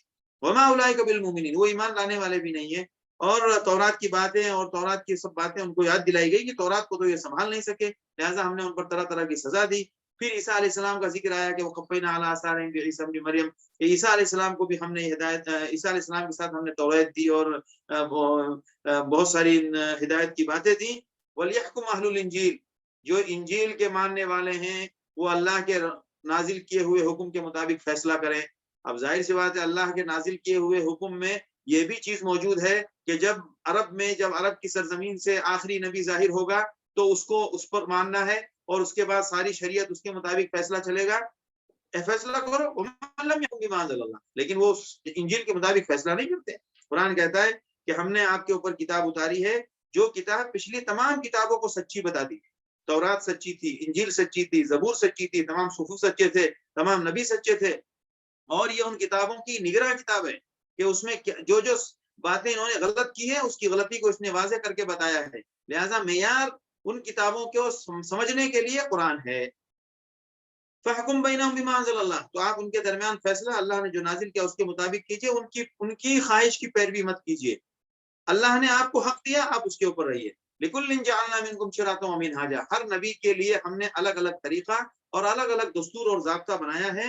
فَاسْتَبِقُوا الْخَيْرَاتِ، اب دیکھیں آپ وہاں پر آیا تھا وَلِكُلِّ وِجْهَةٍ هُوَ مُوَلِّيهَا فَاسْتَبِقُوا الْخَيْرَاتِ، یہاں بھی وہی ہے۔ یہود و نصارہ کے ذہنیت کو ختم کرنے اور ان کے اس نام کے مزاج کو مٹانے کے لیے کہا جا رہا ہے کہ نام سے کبھی بھی خیر نہیں جڑا ہوا ہے، خیر اپنے آپ میں وہ خیر ہے جس کو اللہ اور اللہ کا رسول خیر بتائے، لہذا جب بھی خیر کی بات آئے ادھر بڑھو، نام کے پیچھے مت رہو۔ جیسے کہ ہمارے یہاں ہے کہ جناب فلاں تنظیم، فلاں جماعت، فلاں مسلک، حنفی شافعی کے پیچھے نہیں، شافعی حنفی کے پیچھے نہیں، اور جناب نماز پڑھنا ہے لیکن وہ حنفی امام نہیں ہے تو وطر تو دوسرے کے پیچھے، اس سے ملتی جلتی تقریباً ساری حرکتیں ہم بھی مسلک اور تنظیم و تحریک کے نام پر کرتے ہیں، نہیں کرنا چاہیے، خیر کے نام پر کہیں بھی پیچھے نہیں رہنا چاہیے۔ وَأَنِحْكُم بَيْنَهُم بِمَا أَنزَلَ اللَّهُ، اللہ کے نام پر فیصلہ کریں جو اللہ نے اتارا ہے، اور ان کی مرضی کی فکر مت کریں، اور وَاحْذَرْهُمْ، اور آپ ڈریں اس بات سے کہ وہ کہیں آپ کو اللہ کے مقابلے میں دوسرے کی سرزنش میں مبتلا نہ کر دیں۔ دیکھیے نبی کو جس پر وحی اتری ہے ان کو کہا جا رہا ہے کہ ان کے فتنے سے بچ کے رہیے گا، کہیں آپ کو وہ اللہ کی طرف سے اتارے ہوئے حکم کے سے آپ کو بہکانے کی کوشش نہ کریں۔ جب نبی، حالانکہ نبی کبھی نہیں بہکے گا، ممکن نہیں ہے، لیکن اس لہجے میں ہم کو سمجھایا جا رہا ہے کہ دوسروں کے نام پر دوسروں کی باتوں میں آ کر ہم اپنے دین سے کو فراموش کر سکتے ہیں اور اپنے دین سے دور ہو سکتے ہیں۔ فَإِن تَوَلَّوْا فَاعْلَمْ أَنَّمَا يُرِيدُ اللَّهُ أَفَحُكْمَ الْجَاهِلِيَّةِ يَبْغُونَ، کیا تم جاہلیت کا حکم چاہتے ہو؟ اللہ سے بڑھ کر کون فیصلہ کرنے والا ہے ایمان والوں کے لیے؟ پھر یہاں پر وہ آیتیں آ رہی ہیں کہ یہود و نصارہ کو دوست نہیں بنانا ہے، اور دوست کس کو بنانا ہے؟ قرآن کہتا ہے وَمَن يَتَوَلَّ اللَّهَ وَرَسُولَهُ وَالَّذِينَ آمَنُوا، جو لوگ اللہ اور اس کے رسول کو دوست بنائیں گے اور ایمان والوں کو، فَإِنَّ حِزْبَ اللَّهِ هُمُ الْغَالِبُونَ، یہ ہے اللہ کی جماعت اور یہی غالب رہے گی۔ لہٰذا اس وقت دنیا میں کوئی غالب نہیں ہے، غالبہ صرف اہل ایمان کے لیے ہے، اور اہل ایمان غالب تب ہوں گے جب وہ اللہ کے رسول اور اہل ایمان سے محبت کریں، اور ہم سارا کام الٹا کرتے ہیں کہ ہم غیر مسلمین سے اپنا رشتہ بڑھاتے ہیں۔ پھر قرآن کہہ رہا ہے کہ ایمان والو، وہ لوگ جنہوں نے آپ کے دین کو ہنسی مذاق بنا لیا ہے اور کھیل بنا لیا ہے اہل کتاب میں سے، اور کافروں کو دوست نہ بنائیں، جو آپ کے دین کا مذاق اڑاتے ہیں، جو آپ کے دین کو کھیل مذاق سمجھتے ہیں، اور کافر آپ ان کو دوست بنائے ہوئے ہیں۔ اللہ سے ڈرے اگر آپ مومن ہیں تو۔ اور جب یہ لوگ اذان ہوتی ہے تو مذاق اڑاتے ہیں۔ دیکھیں آج کل اذان کے نام پر بہت سارے ملکوں میں طرح طرح کے تماشے ہو رہے ہیں۔ لہٰذا یہ ہمیشہ ہوا ہے اور اب بھی ہو رہا ہے۔ قُلْ يَا أَهْلَ الْكِتَابِ لَا ذَلِكَ بِأَنَّهُمْ قَوْمٌ لَا يَعْقِلُونَ، اب ان کے پاس عقل تو ہے نہیں، اس لیے ایسی بھٹکی بھٹکی باتیں کر رہے ہیں۔ لہٰذا آپ ان کے ساتھ کیسے معاملہ کرنا ہے وہ ہوشیار رہیے، اس کی تمام مثالیں سیرت کے اندر موجود ہے۔ ہمت کی بات ہے بس۔ اے ایمان والے، اے اہل کتاب، ہم سے تم صرف یہی ٹینشن لے رہے ہو نا کہ ہم اللہ کے اوپر، اللہ پر ایمان رکھتے ہیں، اور جو ہم پر اترا ہے اور جو ہم سے پہلے اترا ہے، ہم سے تم کو یہی چڑ ہے نا، تو یہ تو ہم ہر حال میں کریں گے۔ اللہ کے اوپر ایمان رکھتے ہیں، پچھلے انبیاء پر اور اب ہمارے نبی پر، اور تم میں سے تو اکثر لوگ فاسق ہیں۔ تو قرآن نے کہا کہ تمہاری فسوق کی بات تو یہ ہے کہ تم میں سے اکثر لوگوں کو بندر، سور اور خضر والخنازیر وعبد الطاغوت اور شیطان کا پجاری بنا دیا۔ تمہارے پر تو یہ سزا آئی ہے، یہ تو سب سے خطرناک بات ہے۔ اس کے بعد ان کی کچھ حرکتیں بیان کی جا رہی ہیں کہ یہ گناہ کے معاملے میں، دشمنی کے میٹر میں بہت آگے آگے رہتے ہیں، حرام مال کھانے میں، اور اسی طرح ان کے علماء کی غلطی بیان کی گئی کہ ان کے صوفی مولوی ان لوگوں نے غلط باتیں کہنے اور حرام کا مال کھانے سے باز کیوں نہیں آئے۔ بڑی بری حرکتیں کرتے تھے یہود کے علماء اور صوفی، اور یہود نے تو یہاں تک گستاخی کہ انہوں نے کہا کہ اللہ کے ہاتھ تنگ دست، اللہ کا ہاتھ تنگ ہے، تو اللہ نے کہا کہ لعنت ہو تمہارے اوپر، تمہارے ہاتھ تنگ ہو اور تمہاری باتوں کی وجہ سے تم ملعون ہوئے۔ اللہ کا ہاتھ تو کھلا ہوا ہے، اللہ تو جیسے چاہتا ہے خرچ کرتا ہے، اور جو کچھ بھی وہ حرکتیں کر رہے ہیں اس کا نقصان ان کو اس شکل میں ہوتا ہے کہ وہ اور کفر میں بڑھتے جا رہے ہیں۔ اور قرآن کہتا ہے کہ ہم نے ان کے دل میں دشمنی اور بغض کا مادہ ڈال دیا ہے، قیامت تک وہ دشمنی والی حرکت کریں گے سب کے ساتھ۔ کلما اوقدوا، اور جب بھی کوئی آگ بھڑکائیں گے جنگ کی، ہم اس کو ٹھنڈا کر دیتے ہیں۔ اس سے پتہ یہ چلا کہ یہود صبح شام ہمیشہ کوئی نہ کوئی جنگ کی آگ بھڑکانے کی کوشش کرتے ہیں، لیکن ان کی کوشش ہمیشہ کامیاب نہیں ہوتی۔ جو اللہ کی مصلحت کے مطابق جب بس وہی ہوتا ہے۔ اور قرآن نے کہا ہے کہ یہ تو اتنے نادان ہیں، اگر یہ تورات کی تعلیم پر رہتے اور انجیل کی تعلیم پر نصارہ رہتے، اور جو ان پر اترا ہے، اللہ نے جو ان پر دین دیا تھا اس دین کی فکر کرتے، تو ان کے تو چاروں طرف سے ان کے اوپر خیر برستا۔ کیوں؟ یہ پچھلے نبی پر بھی ان کو ایمان کی سعادت حاصل ہوئی اور نئے نبی پر بھی، لیکن یہ تو بدبخت ہیں۔ اور پھر اللہ کے رسول کو فرمایا گیا کہ آپ جو کچھ بھی آپ پر وحی کی جا رہی ہے، آپ اس کو قوم تک پہنچائیں، اور اس میں اگر آپ نے اس کو پورا نہیں پہنچایا، وَإِن لَّمْ تَفْعَلْ فَمَا بَلَّغْتَ رِسَالَتَهُ، ظاہر سی بات ہے اللہ کے رسول صلی اللہ علیہ وسلم نے تمام پیغام کما حقہ امت کو پہنچایا، اور اللہ آپ کی حفاظت کرنے والا ہے۔ پھر یہود و نصارہ کی دوبارہ وہ بات آ رہی ہے، ان الذین آمنوا والذین ہادوا والصابئون والنصارى، ایمان والے جو اپنے آپ کو ایمان والے کہتے ہیں، یہودی، صابی، نصارہ، صابی کہتے ہیں اس کو جو کسی دین کو نہ مانتا ہو، بے دین، اور نصارہ، من آمن باللہ والیوم الاخر، چاہے اپنے آپ کو کوئی مومن کہے، کوئی یہودی کہے، کوئی نصارہ کہے، کوئی بھی ہے، جو چیز بنیادی طور پر چاہیے وہ اللہ اور آخرت کے دن پر ایمان اور عمل صالح چاہیے، وہی نجات پائیں گے، باقی کوئی نجات نہیں پائے گا، چاہے وہ اپنے آپ کو رات دن مومن کہتا ہو۔ لقد اخذنا، جیسا کہ ایک قوم موجود ہے آج اپنے آپ کو مومن کہنے والی، بات سن لیجئے گا، یہ میں آپ کو بتا دوں کہ ایک فرقہ آج موجود ہے جو اپنے آپ کو مومن کہتا ہے اور دوسروں کو مومن نہیں کہتا ہے. یہ سب آیتوں سے یہ سب آیتیں اپنا مراد رکھتی ہیں، یہ آیتیں بے معنی نہیں ہیں. پھر اللہ بار بار کہہ رہا ہے، ان کی حرکتوں کو بار بار یاد دلا رہا ہے کہ بنی اسرائیل سے ہم نے عہد لیا، ان کے پاس رسول بھیجے، اور جب بھی کوئی رسول ان کی مرضی کے خلاف کوئی حکم لے کر آتا تو انکار کر دیتے یا کسی نبی کو مار دیتے. یہ عام طور سے ہوتا ہے دنیا میں کہ باطل یا تو جھگڑا کرے گا یا جھٹلائے گا یا نہیں تو آپ سے مار دھاڑ پہ اتر آئے گا. اور پھر تردید ہو رہی ہے، لقد کفر الذین قالوا ان اللہ هو المسیح ابن مریم.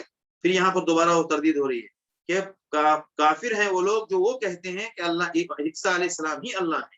اور مسیح نے تو الٹا، مسیح علیہ السلام، حضرت عیسیٰ علیہ السلام کی تعلیم تو یہ تھی کہ اعبد اللہ ربی و ربکم، میں اللہ نہیں ہوں، مجھے اور تم کو سب کو اللہ کی پرستش کرنی ہے، عبادت کرنی ہے، جو میرا بھی رب ہے تمہارا بھی رب ہے. جو اور یہ شرک ہے جو اللہ حضرت عیسیٰ علیہ السلام کو اللہ کہتا ہے اور ان پر جنت حرام ہے.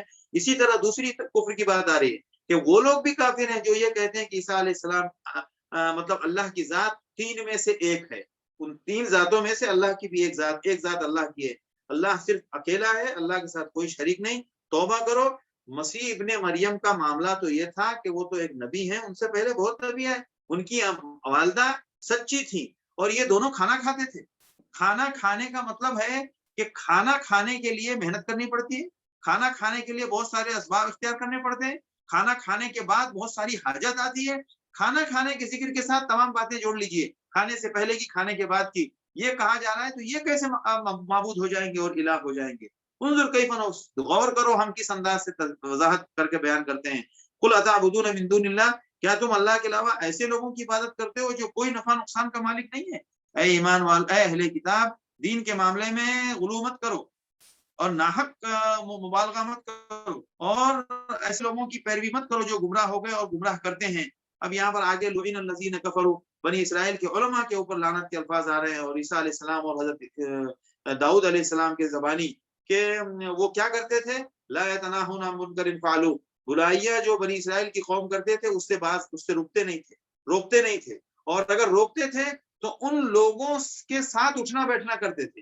تو قرآن کہتا ہے کہ یہ بہت بری حرکت تھی کہ برے لوگ جو برے کام کرنے والے ہیں ان کو روک رہے ہو، اور جب وہ ان کی اپنی حرکتوں سے باز نہیں آ رہے تو آپ ان کے ساتھ اٹھنا بیٹھنا بھی کر رہے ہو. تو یہ بہت خراب بات ہے. لہذا ان کے ساتھ دوستی نہیں کرنی چاہیے اور کافروں کے ساتھ بھی دوستی نہیں کرنی چاہیے. اگر وہ اللہ اور نبی پر ایمان لاتے ہیں، وما انزل الیہ، اور اللہ اپنے نبی پر جو اترا ہے اس پر ایمان لاتے ہیں، تو ہرگز ان کو دوست نہ بناتے. لیکن ان میں سے اکثر لوگ گمراہ ہیں، اور آپ دیکھیں گے کہ مسلمان اہل ایمان کے ساتھ سب سے زیادہ دشمنی یا تو یہود کرتے ہیں یا مشرکین، اور ان کے ساتھ تھوڑی محبت اور قربت جو ہے وہ ایمان والوں کے ساتھ نصارہ کو ہوتی ہے، اس لیے کہ ان میں کچھ نرم دل اور کچھ رہبان یعنی عبادت اور ریاضت کرنے والے لوگ ہوتے ہیں، اور ان میں اکڑ کا مادہ کم ہوتا ہے، اس لیے وہ اہل ایمان سے تھوڑا ان کو نسبتاً قربت اور محبت ہوتی ہے. اللہ تعالی ہمیں علم نافع نصیب فرمائے، عمل صالح کی توفیق دے. اور آج اللہ کے فضل سے ہم نے چھٹا پارہ پورا مکمل کیا. اللہ ترتیب صحیح کر دے اور اس پورے مہینے میں قرآن مکمل ہو جائے. وآخر دعوانا الحمدللہ رب العالمین. جزاک اللہ خیر مولانا توقیر. سامعین کرام، جیسے کہ کل بتایا گیا تھا آج تھرسڈے ہے، الحمدللہ آپ کو بھرپور موقع دیا جائے گا اپنے سوالوں کو پوچھنے کا. تو میں سبھی کا مائک کھولتا ہوں، بس تھوڑا سا ڈسپلن رکھیں اور ایک ایک کے سوال کریں. جی السلام علیکم مولانا.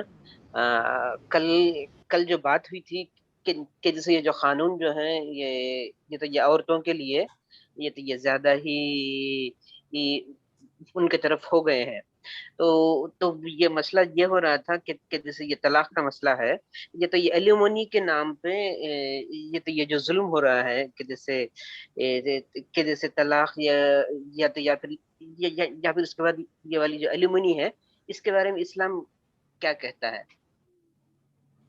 میں نہیں سمجھا تھا. یہ جو کوڈ جو ہے نا ایک طے کرتا ہے عورتوں کے معاملے میں رقم، جسے ایلیمنی کہتے ہیں. تو وہ یہ ہوتا ہے کہ عموماً کورٹ تھوڑا زور سے بولیے. کورٹ اگر جی دیکھتا ہے کہ بہت بڑا کرکٹر ہے اظہر الدین ہے تو اس پہ کروڑوں روپیہ تھوک دو ایلیمنی کے نام پہ, تو وہ اس کی کوئی وہ نہیں ہوتی, بیس نہیں ہوتی ہے. تو اور وہ یہ اکثر جو ہے پوچھتا مولانا یہ کہ جیسے یہ جو طلاق کا جو مسئلہ ہے نا, وہ طلاق کے بعد ایسی چیزیں ہو رہی ہیں, مطلب یہ معاشرے میں کہ جیسے وہ کورٹ کے پاس جاتے ہیں اور وہ والے ایلومینی جو ہے کہ جیسے لاکھوں کروڑوں کے آپ جیسے زیادہ بہتر ہوگا کہ لکھی آپ جاتی سوال کریں, آپ معلومات نہ رکھیں. سارے سامعین سے گزارش یہ ہے کہ وہ سوال رکھیں اپنا, کہ وہ ہے. پوچھنا کیا چاہ رہے ہیں, وہ زیادہ بہتر ہوگا طریقہ. جی ہاں, اس سلسلے میں کہ جیسے اسلام کی تعلیمات کیا ہیں اس کے بارے میں؟ نہیں, شریعت کے نام پر نکاح طلاق کے لیے اللہ کے جو قانون کے مطابق جو کسی عالم سے مسئلہ پوچھ کے, یا جو ہماری امارت شریعہ کا جو کہیں دفتر ہے, یا ہر جگہ کہیں نہ کہیں اس کی سہولت موجود ہے کہ وہ شرعی مسئلہ معلوم کرے, اپنا مسئلہ پیش کر کے. غیر الاسلام کے علاوہ جو دوسری عدالتیں ہیں جو اپنی مرضی کے مطابق شیطانی والا قانون سب بنایا ہوا ہے, وہاں تو جانے سے انسان کا ایمان ہی خطرے میں ہو جاتا ہے. وہی تو کل آیت آئی تھی, الم تر الی الذین یزعمون انہم آمنوا بما انزل الیک وما انزل من قبلک.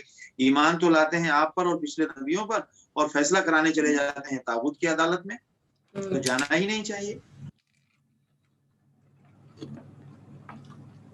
وہ تو شریعت کے خلاف غیروں کے قانون سے جو کچھ بھی مد سے رقم آئے گی یا جو کچھ بھی معاملہ ہوگا سب غلط ہوگا. ویسے میں اس کو مزید سمجھوں گا اپنے طور پر, میں سمجھ نہیں سکا, واللہ عالم. اگر میرا جواب اس سے موافق اجازت ہو لگتا تو ہے ایک بات میں کہہ رہا تھا اس میں, وہ یہ پوچھ رہے ہیں اصل میں کہ لڑکی والے خصوصاً عدالتوں میں جانا پسند کر رہے ہیں کیونکہ لڑکی والوں کو بہت سارا پیسہ مل جاتا ہے لڑکے کی طرف سے, عدالت لڑکی والوں کو فیور کرتی ہے. جی, تو یہ میں نے کل خصوصی طور پر واضح کیا تھا نا. جی, کل اسی پر تو روشنی ڈالی تھی کہ ہم صرف اس لیے کہ ہم کو معلوم ہے کہ فیصلہ شریعت کے پاس جائیں گے تو ہمارے خلاف آنے والا ہے, اور ان کو پہلے سے معلوم ہے, اور ان کو یہ معلوم ہے کہ میں حکومت کی عدالت میں جاؤں گا تو میرے مرضی کے مطابق میرا فیصلہ آئے گا, تو ہم شریعت کا قانون چھوڑ کے اگر وہاں جا رہے ہیں تو ایمان خطرے میں ہے. اس آیت کے تحت تو میں مطلب کہتا ہوں کہ ایمان خطرے میں ہے. اور وہ طلاق کے بعد مولانا یہ کہ جیسے وہ کس کی ذمہ داری ہوتی ہے, کہ جیسے یہ کہ جیسے وہ خرچہ گزارا, کہ اس کا خرچہ جو کرے, یہ کس کی ذمہ داری ہوتی ہے؟ طلاق ہونے کے بعد اگر ماں باپ موجود ہیں, ماں بھائی رشتے دار, وہ, اور نہیں عورت شادی کرے. ہمارے یہاں سب سے بہترین حل ہے عورت کے لیے, مطلب مرد ہو یا عورت, جس کو بھی طلاق ہونے کے بعد مرد کو عورت کی ضرورت ہے, عورت کو مرد کی شوہر کی ضرورت ہے, اور مرد کو بیوی کی ضرورت ہے, یا انتقال کی شکل میں یا طلاق کی شکل میں, تو اس کا بہترین حل ہے دوسری شادی. اللہ نے اسی لیے تو نظام رکھا ہے, اور نبی کی تو تقریباً بیویاں دوسری تھیں. ہم نے تو اصل میں اس کو اپنی آن کا مسئلہ بنا لیا ہے. دوسری شادی کو ہم اپنے لیے بہت بڑا عیب سمجھتے ہیں. ہرگز عیب نہیں ہے, ہرگز عیب نہیں ہے.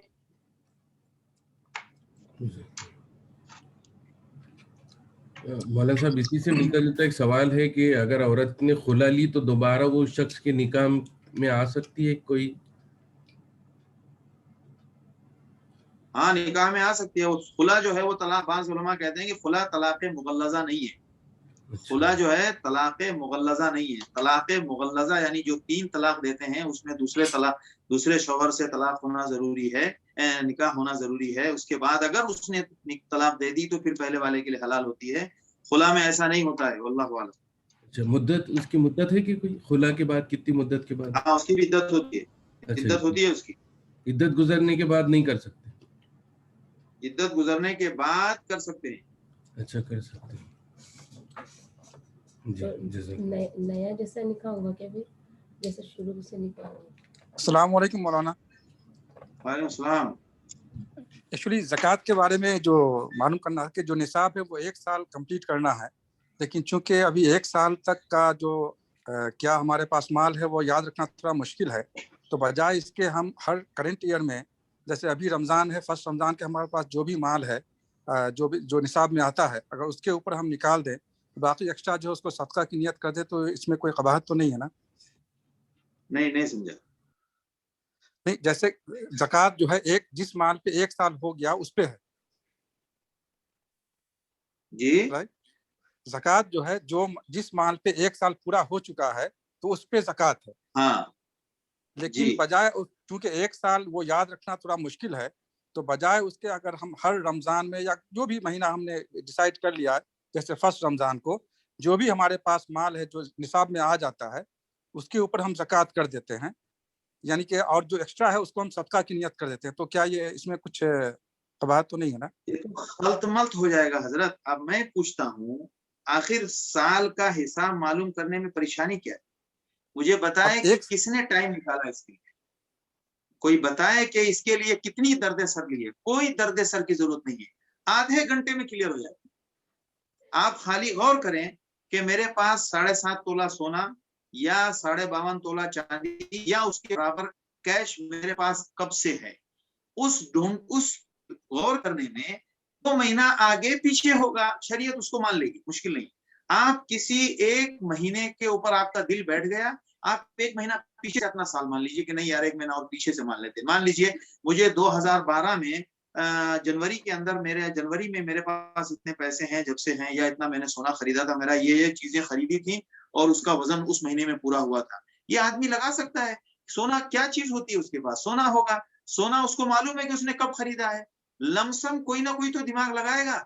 असल में हमने ये कसम खा ली है, हौलाने हौल को हम कभी सीरियस ले ही नहीं रहे। हमने ये कसम खा ली है कि हमको ज़कात रमजान में ही निकालना है, और अगर इस जिद पर रहेंगे तो पता नहीं हमारी ज़कात अदा होगी नहीं होगी, ये अल्लाह ही जानता है। मैं साफ कहता हूँ, सारी दुनिया के मौलवी एक तरफ और मैं अकेला एक तरफ।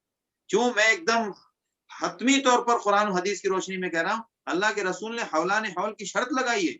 आप गौर कीजिए थोड़ा सा, उसकी मिसाल बता रहा हूँ। आपने 4 रकात नमाज की नियत बांधी और आपको तीसरी रकात में आपको शुबा हो रहा है कि ये 3 है कि 4 है, लेकिन आपने दिमाग लगाया तो आपका दिमाग बैठ गया कि ये नहीं, ये चौथी रकात। आपके दिमाग में आपने थोड़ा सा याद करने की कोशिश की तो आपको याद आ गया ये चौथी रकात है, और वो आपको याद करना पड़ेगा, दिमाग लगाना पड़ेगा कि आप किस 3 है या 4 है। अगर आपका 4 पे दिमाग बैठ गया, दर हकीकत वो 3 ही है, लेकिन आपकी याद के मुताबिक आपने चौथी रकात पर नमाज पढ़ के सलाम फेर दिया, आपकी नमाज हो गई। शरीयत आपकी एक रकात को 3 को 4 मान लेगी। तो इसी तरह हमको थोड़ा सा मेहनत करें, आधा घंटा जिसके पास सोना है, जो कब खरीदा, कब आए, क्या हुआ, ऐसा पेचीदा मसला तो है नहीं कि हम याद नहीं कर पाएंगे। लेकिन हौलाने हौल ना होने की शक्ल में हमारे अमल के ज़ाये होने का खतरा है, क्योंकि हदीस में शर्त है कि जैसे नमाज के लिए वक्त की कैद है, उसी तरह रोज ज़कात के लिए कैद है, वक्त की कैद है, साल की। अब आप दूसरा मसला जो आप पूछ रहे हैं कि साल हमको याद नहीं है, बहरहाल तो आप एक दिमाग लगाएं, फिर उस महीने में, मिसाल के तौर पर किसी का रबीउल अव्वल का महीना है या सफर का है, हर साल सफर में वो हिसाब जोड़े। अगर अंग्रेजी महीना उसने याद रखा है, कोई मसला नहीं, अंग्रेजी महीना याद रखे, हर साल 10-10 दिन का माइनस करते चले जाए, वो आपका महीना पीछे होता चला जाएगा, वो आपकी जिम्मेदारी है। हर 3 साल पे 1 महीना पीछे जाएगा, वो आप 3 साल के बाद एक हिसाब जोड़ें। लिखें, इन सब चीजों को लिखना चाहिए। असल में हमने मजाक समझा हुआ है। मस्जिद में चूंकि नमाज के औकात वो सब लिखे होते हैं, हमें कुछ करना नहीं पड़ता, तो ज़कात के लिए हम सोचते हैं कि ज़कात का भी कोई मौलवी साहब वाला रमजान वाला हिसाब चल जाए, कुछ हिसाब जोड़ना ना पड़े। हरगिज नहीं। हमको अपने पासपोर्ट का साल याद रहता है, अपने लेबर कार्ड की फिक्र रहती है, अपने फला चीज के रिन्यूअल की टेंशन रहती है, लाइसेंस के रिन्यूअल की टेंशन रहती है, गाड़ी की मुल्कियत की और उसके इंश्योरेंस की टेंशन रहती है। ज़कात की टेंशन क्यों नहीं रहती? ये भी तो साल का हिसाब है, इस पर भी तो साल गुजरता है। आखिर सारे लोग मिलके मुल्किया और लाइसेंस एक ही महीने में क्यों नहीं बनाते?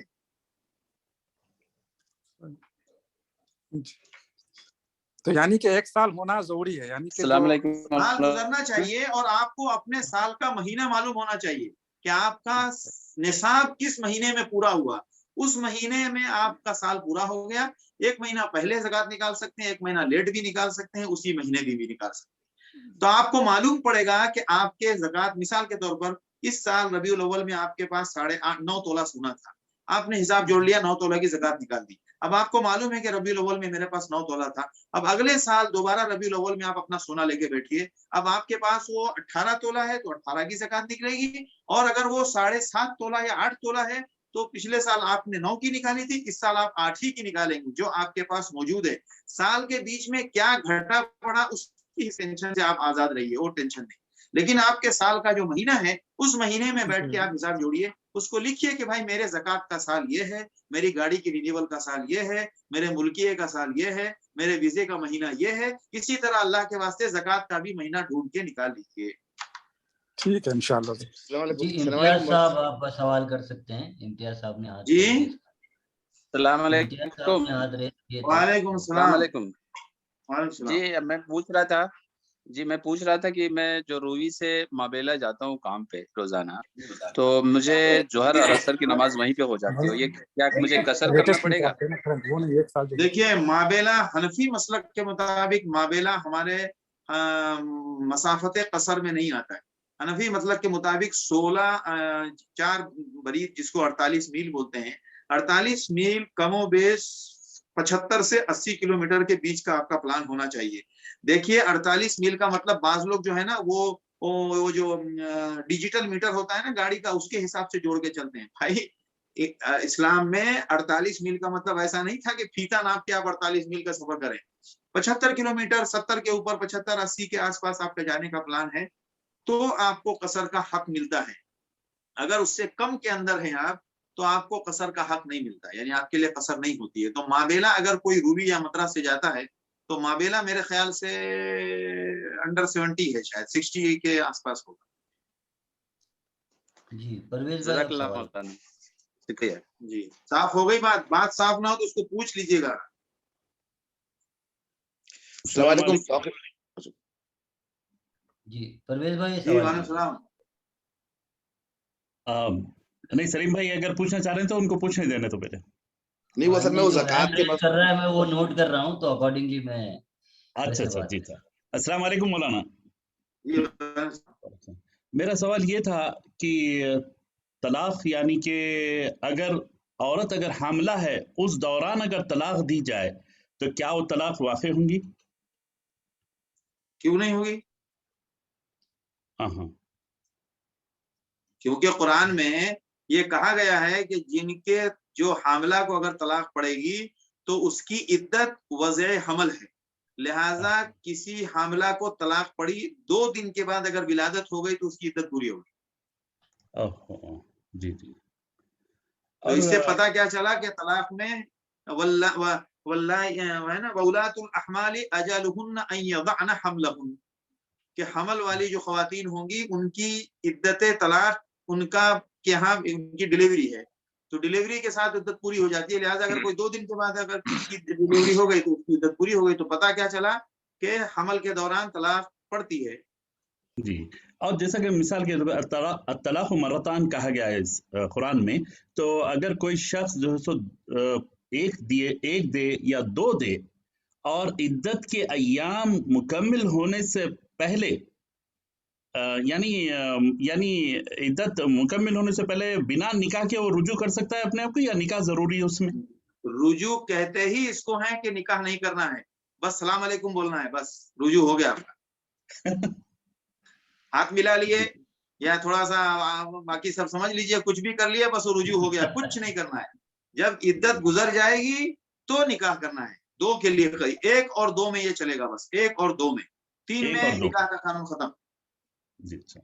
اسی لیے جو کام ہمیشہ میں اسی لیے پھر تو کہہ رہا ہوں, یہ خدا نہ خواستہ میں طلاق کا بیان کر رہا تھا تو کوئی سب کہہ رہے کہ لوگوں کو طلاق, میں نے کہا عقل مند آدمی اللہ کے بندے یہ مسائل اس لیے کھول کے بتا رہے ہیں کہ سب کو معلوم رہے تاکہ وہ دوسروں کو بتا سکیں. اس لیے نہیں, اب ہم نے طلاق اس لیے تھوڑی پڑھی ہے کہ ہم اپنی بیوی کو طلاق دے دیں. ہم نے جو اتنے مسائل پڑھے طلاق کے, طلاق کا مسئلہ آدمی پڑھتا ہے یا جو بھی مسائل پڑھتے ہیں وہ سب بتانے کے لیے تاکہ دنیا سب کو دوسرے کو بتا سکے کہ بھائی بیوی کو علیحدہ کرنے کے لیے اگر کسی کو ہے تو 1 طلاق سے کام چلتا ہے. اگر کبھی کسی کو ضرورت پڑی تو کائے کو 3 کے جھنجٹ میں جاتا ہے, گورنمنٹ کے ٹینشن سے بھی نہیں بچ جائے گا اور شریعت کے مطابق بھی اس کی جان بچ جائے گی. 1 طلاق سے کام چل جاتا ہے. 1 طلاق سے فارغ, عدت گزرنے کے اندر رجوع کرنا ہے تو رجوع کر لو, اور اگر 1 کے بعد عدت گزر گئی اور پھر دونوں کا موڈ بن گیا تو مولوی صاحب کے ہاتھ پیر پکڑنے کی ضرورت نہیں پڑے گی, کسی کو بھی بلاؤ, تجدید نکاح کرو, دوبارہ میاں بیوی ہو گئے. ابھی بھی تمہارے پاس 2 چانس باقی ہے, 1 ہی چانس گیا ہے.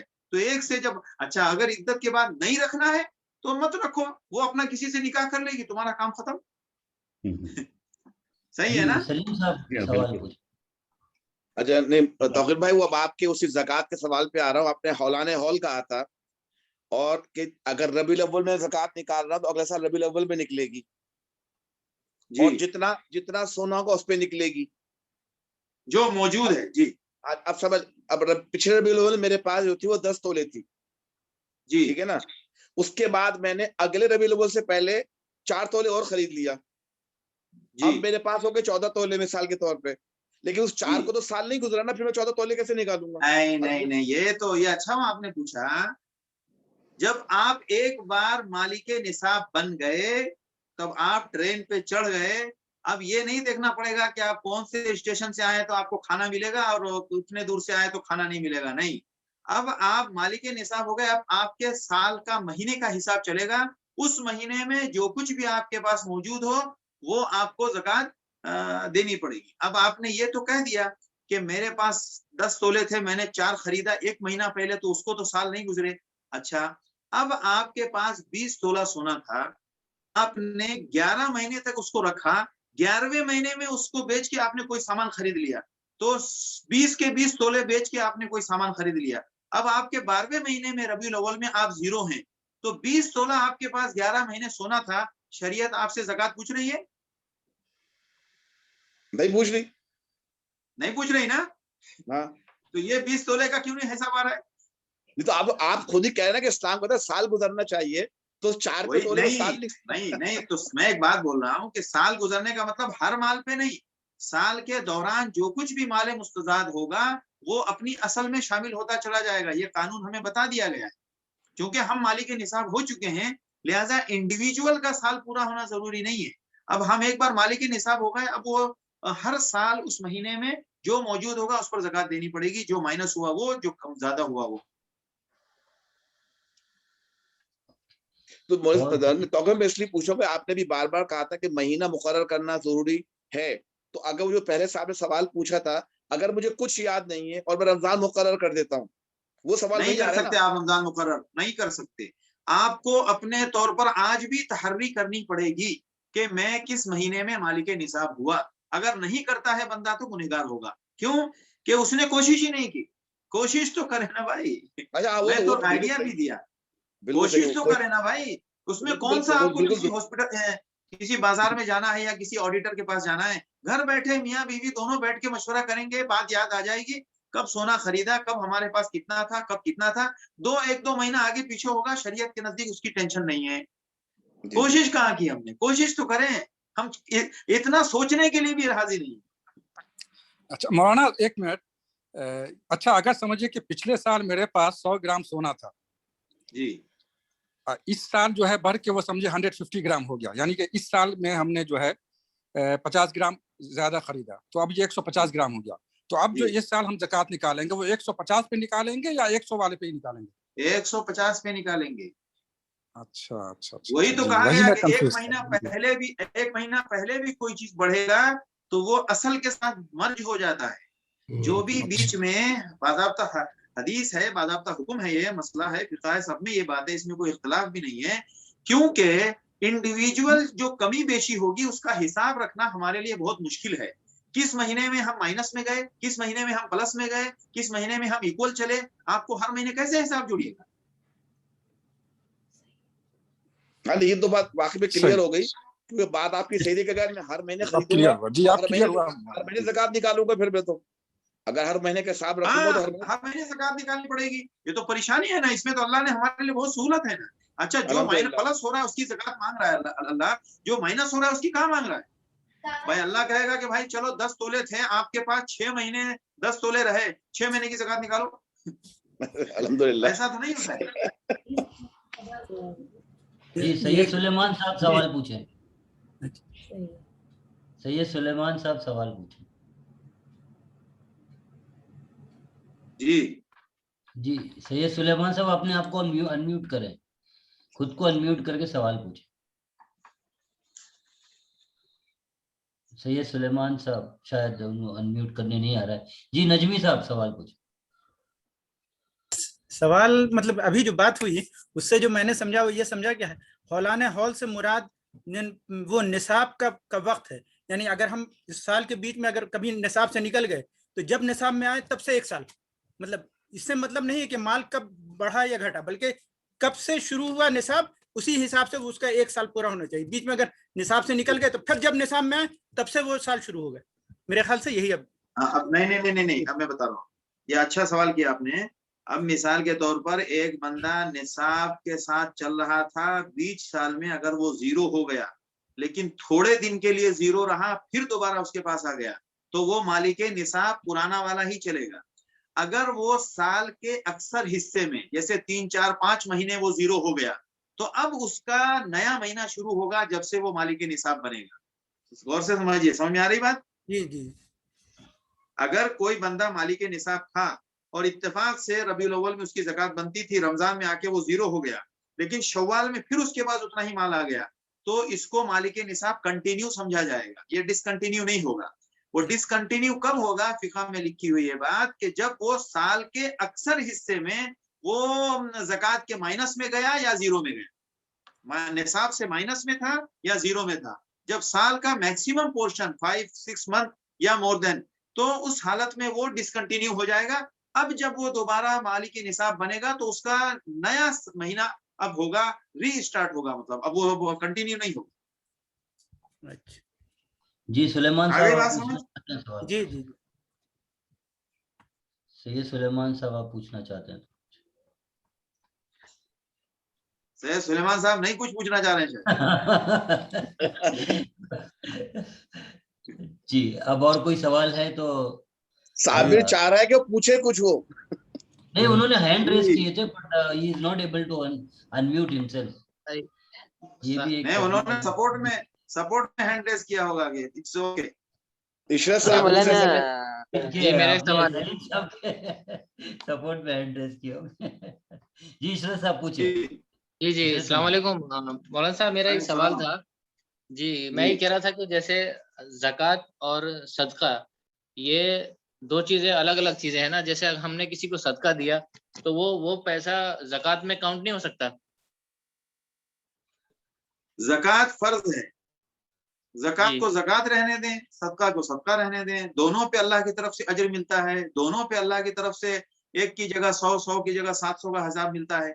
तो अल्लाह किस पर क्या अजर देगा वो मायूस नहीं होना चाहिए, ज़कात हो या, और सबसे ज्यादा अल्लाह को पसंद है ज़कात फर्ज, जो अल्लाह ने फर्ज किया है अल्लाह उसको सबसे ज्यादा पसंद करता है। लिहाजा जब किसी की ज़कात फर्ज है तो फिर वो ज़कात दे, अगर ज़कात फर्ज नहीं है तो वो सदक़ात दे। अब क्या है, मैं एक बात बताऊं, अल्लाह के रसूल सल्लल्लाहु अलैहि वसल्लम पर ज़कात फर्ज हुई थी कभी? आई थिंक शायद नहीं, क्योंकि वो साहिब निसाब नहीं थे ना, इतना माल ही नहीं रहा कभी। हाँ वही, उनके पास इतना माल ही नहीं था, तो वो तो कभी थे ही हमारे नहीं। अक्सर जो बड़े बड़े सहाबा है उनमें से अक्सर पर ज़कात फर्ज नहीं हुई, क्योंकि उतना माल ही नहीं रहा। तो ज़कात जब हमारे पास फर्ज होगी तो हम देंगे, और नहीं फर्ज होगी तो जो अल्लाह ने हमको दिया उसी में से देंगे। अच्छा, मतलब ये मेरा सिंपल सा सवाल ये था, जैसे कि मैंने सदका किया कुछ पैसे, फॉर एग्जांपल कुछ 1000 रुपए मैंने सदका किया, किसी को दिया, तो फिर थोड़े टाइम के बाद वो ज़कात भी मेरा ज़कात का टाइम आ गया कि मुझे ज़कात भी देनी है अभी, तो क्या वो पैसा जो मैंने सदका किया था वो ज़कात में इंक्लूड हो सकता है या नहीं? ये सिंपल सा सवाल। हरगिज नहीं हो सकता है, हरगिज नहीं।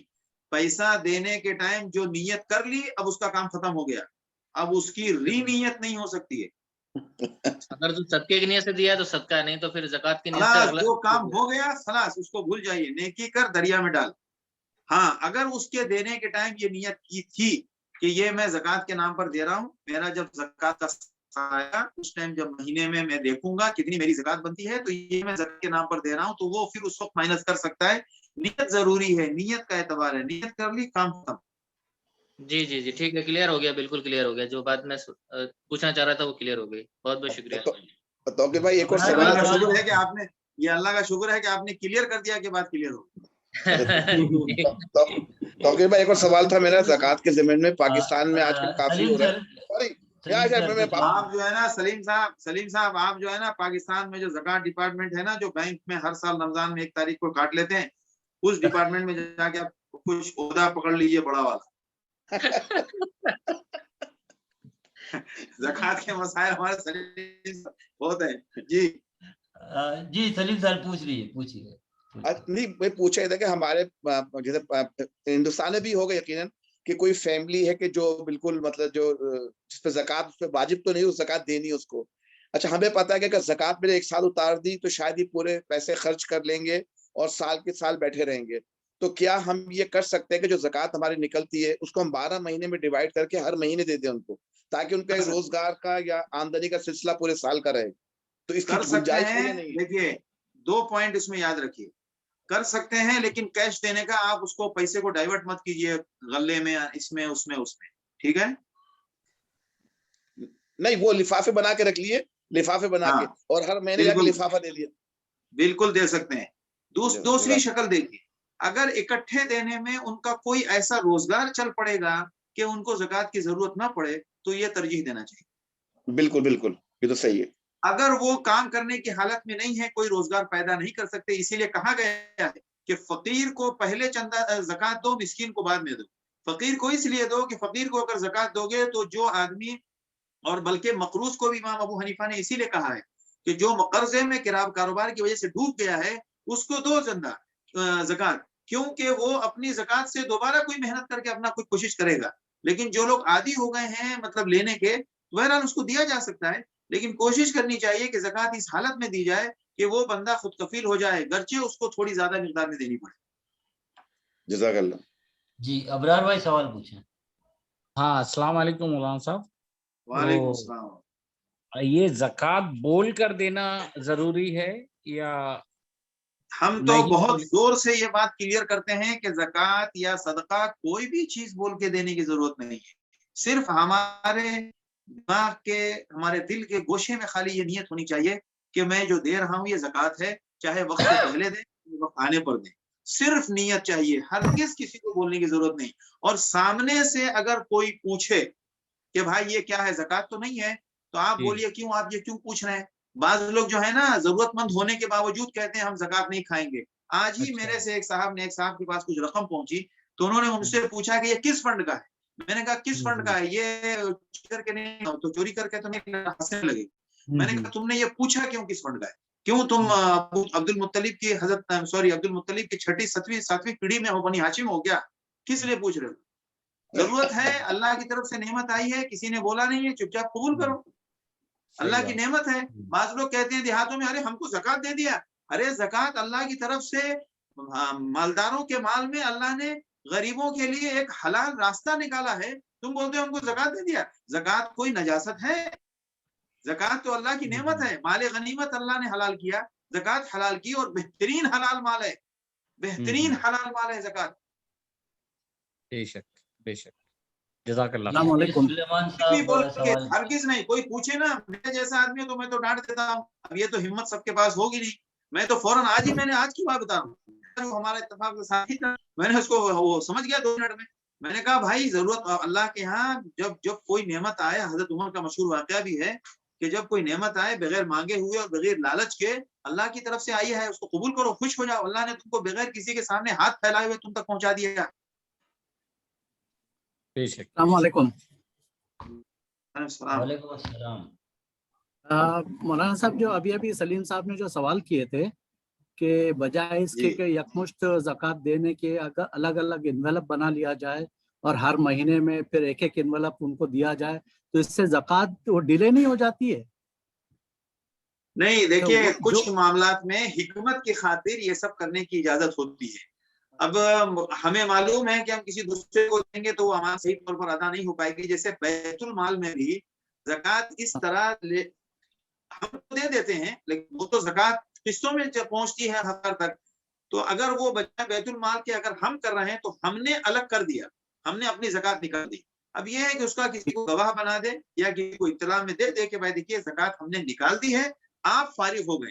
اب یہ ہے کہ آپ نے ایک اور ذمہ داری اپنے سر پہ لے لی کہ آپ اس کو قسطوں میں تقسیم کر رہے ہیں، لیکن آپ نکال دیں. جیسے ہمارے اوپر زکوٰۃ بن رہی ہے، 10,000 روپیہ میرے زکوٰۃ بنی، تو 10,000 اکٹھے میں الگ کر دوں، 10 لفافے بنا کے سائڈ کر دوں، تو وہ تو ہم نے زکوٰۃ تو نکال دی. لیکن پھر وہ مستحق تک کے یکمشت تو پہنچی نہیں نا.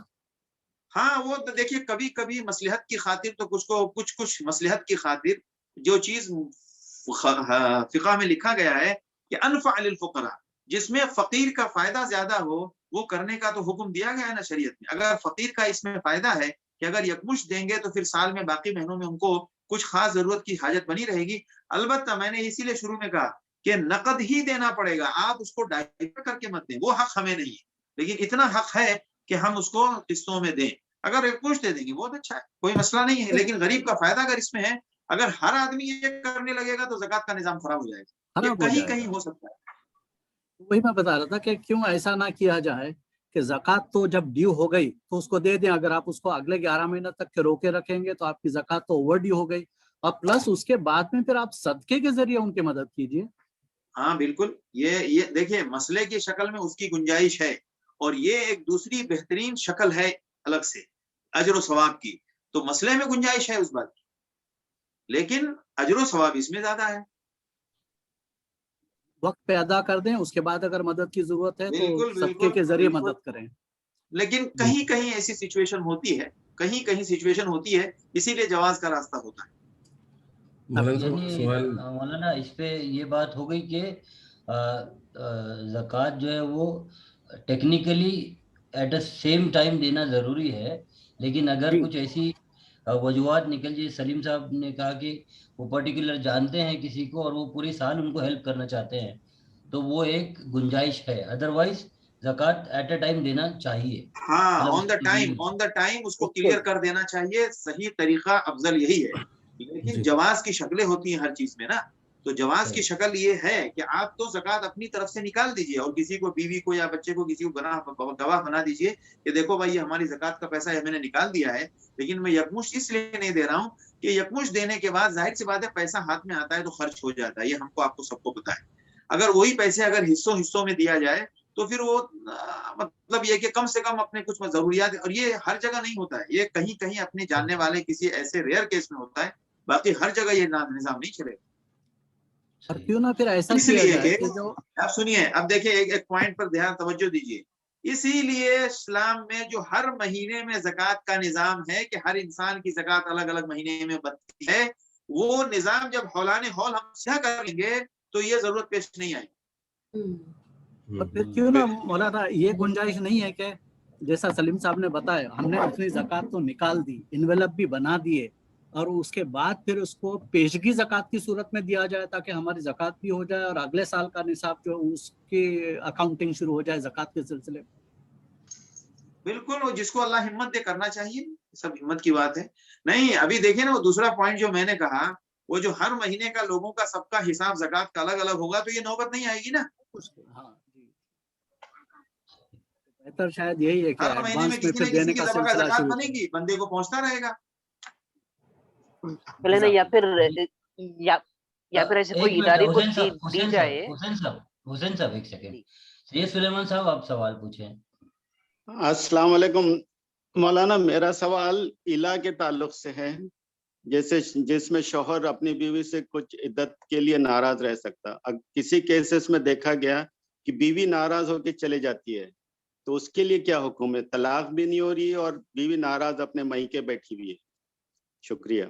नहीं मैडम, अभी आप तो मैदान छोड़ देंगे, जवाब कैसे दूंगा मैं? नहीं, आपने पूछा जैसे इला में शौहर नाराज होता है और बीवी से अलहदगी इख्तियार करता है तो उसका एक हुक्म है, तो आप ये पूछ रहे हैं कि अगर बीवी नाराज होकर चली जाए तो क्या? हाँ, आवाज नहीं आ रही आपकी। नहीं, मतलब ये कि आप ये पूछ रहे हैं ना कि एक तो ईला होता है कि शौहर कसम खा ले कि मैं अपनी अहलिया बीवी से नहीं मिलूंगा, तो उसमें ईला होता है, उसका हुक्म है और उसका क्या हुक्म है और उसकी तलाक बनेगी और उसकी इद्दत होती है। अगर औरत, आप ये पूछ रहे हैं ना अगर औरत नाराज होकर चली जाए तो? हाँ ऐसे पूछ रहा हूँ। औरत नाराज होके जाएगी तो कुछ नहीं बनता है, औरत नाराज होके जाएगी तो उसका एक ही हल है, उसको मना के लाने का।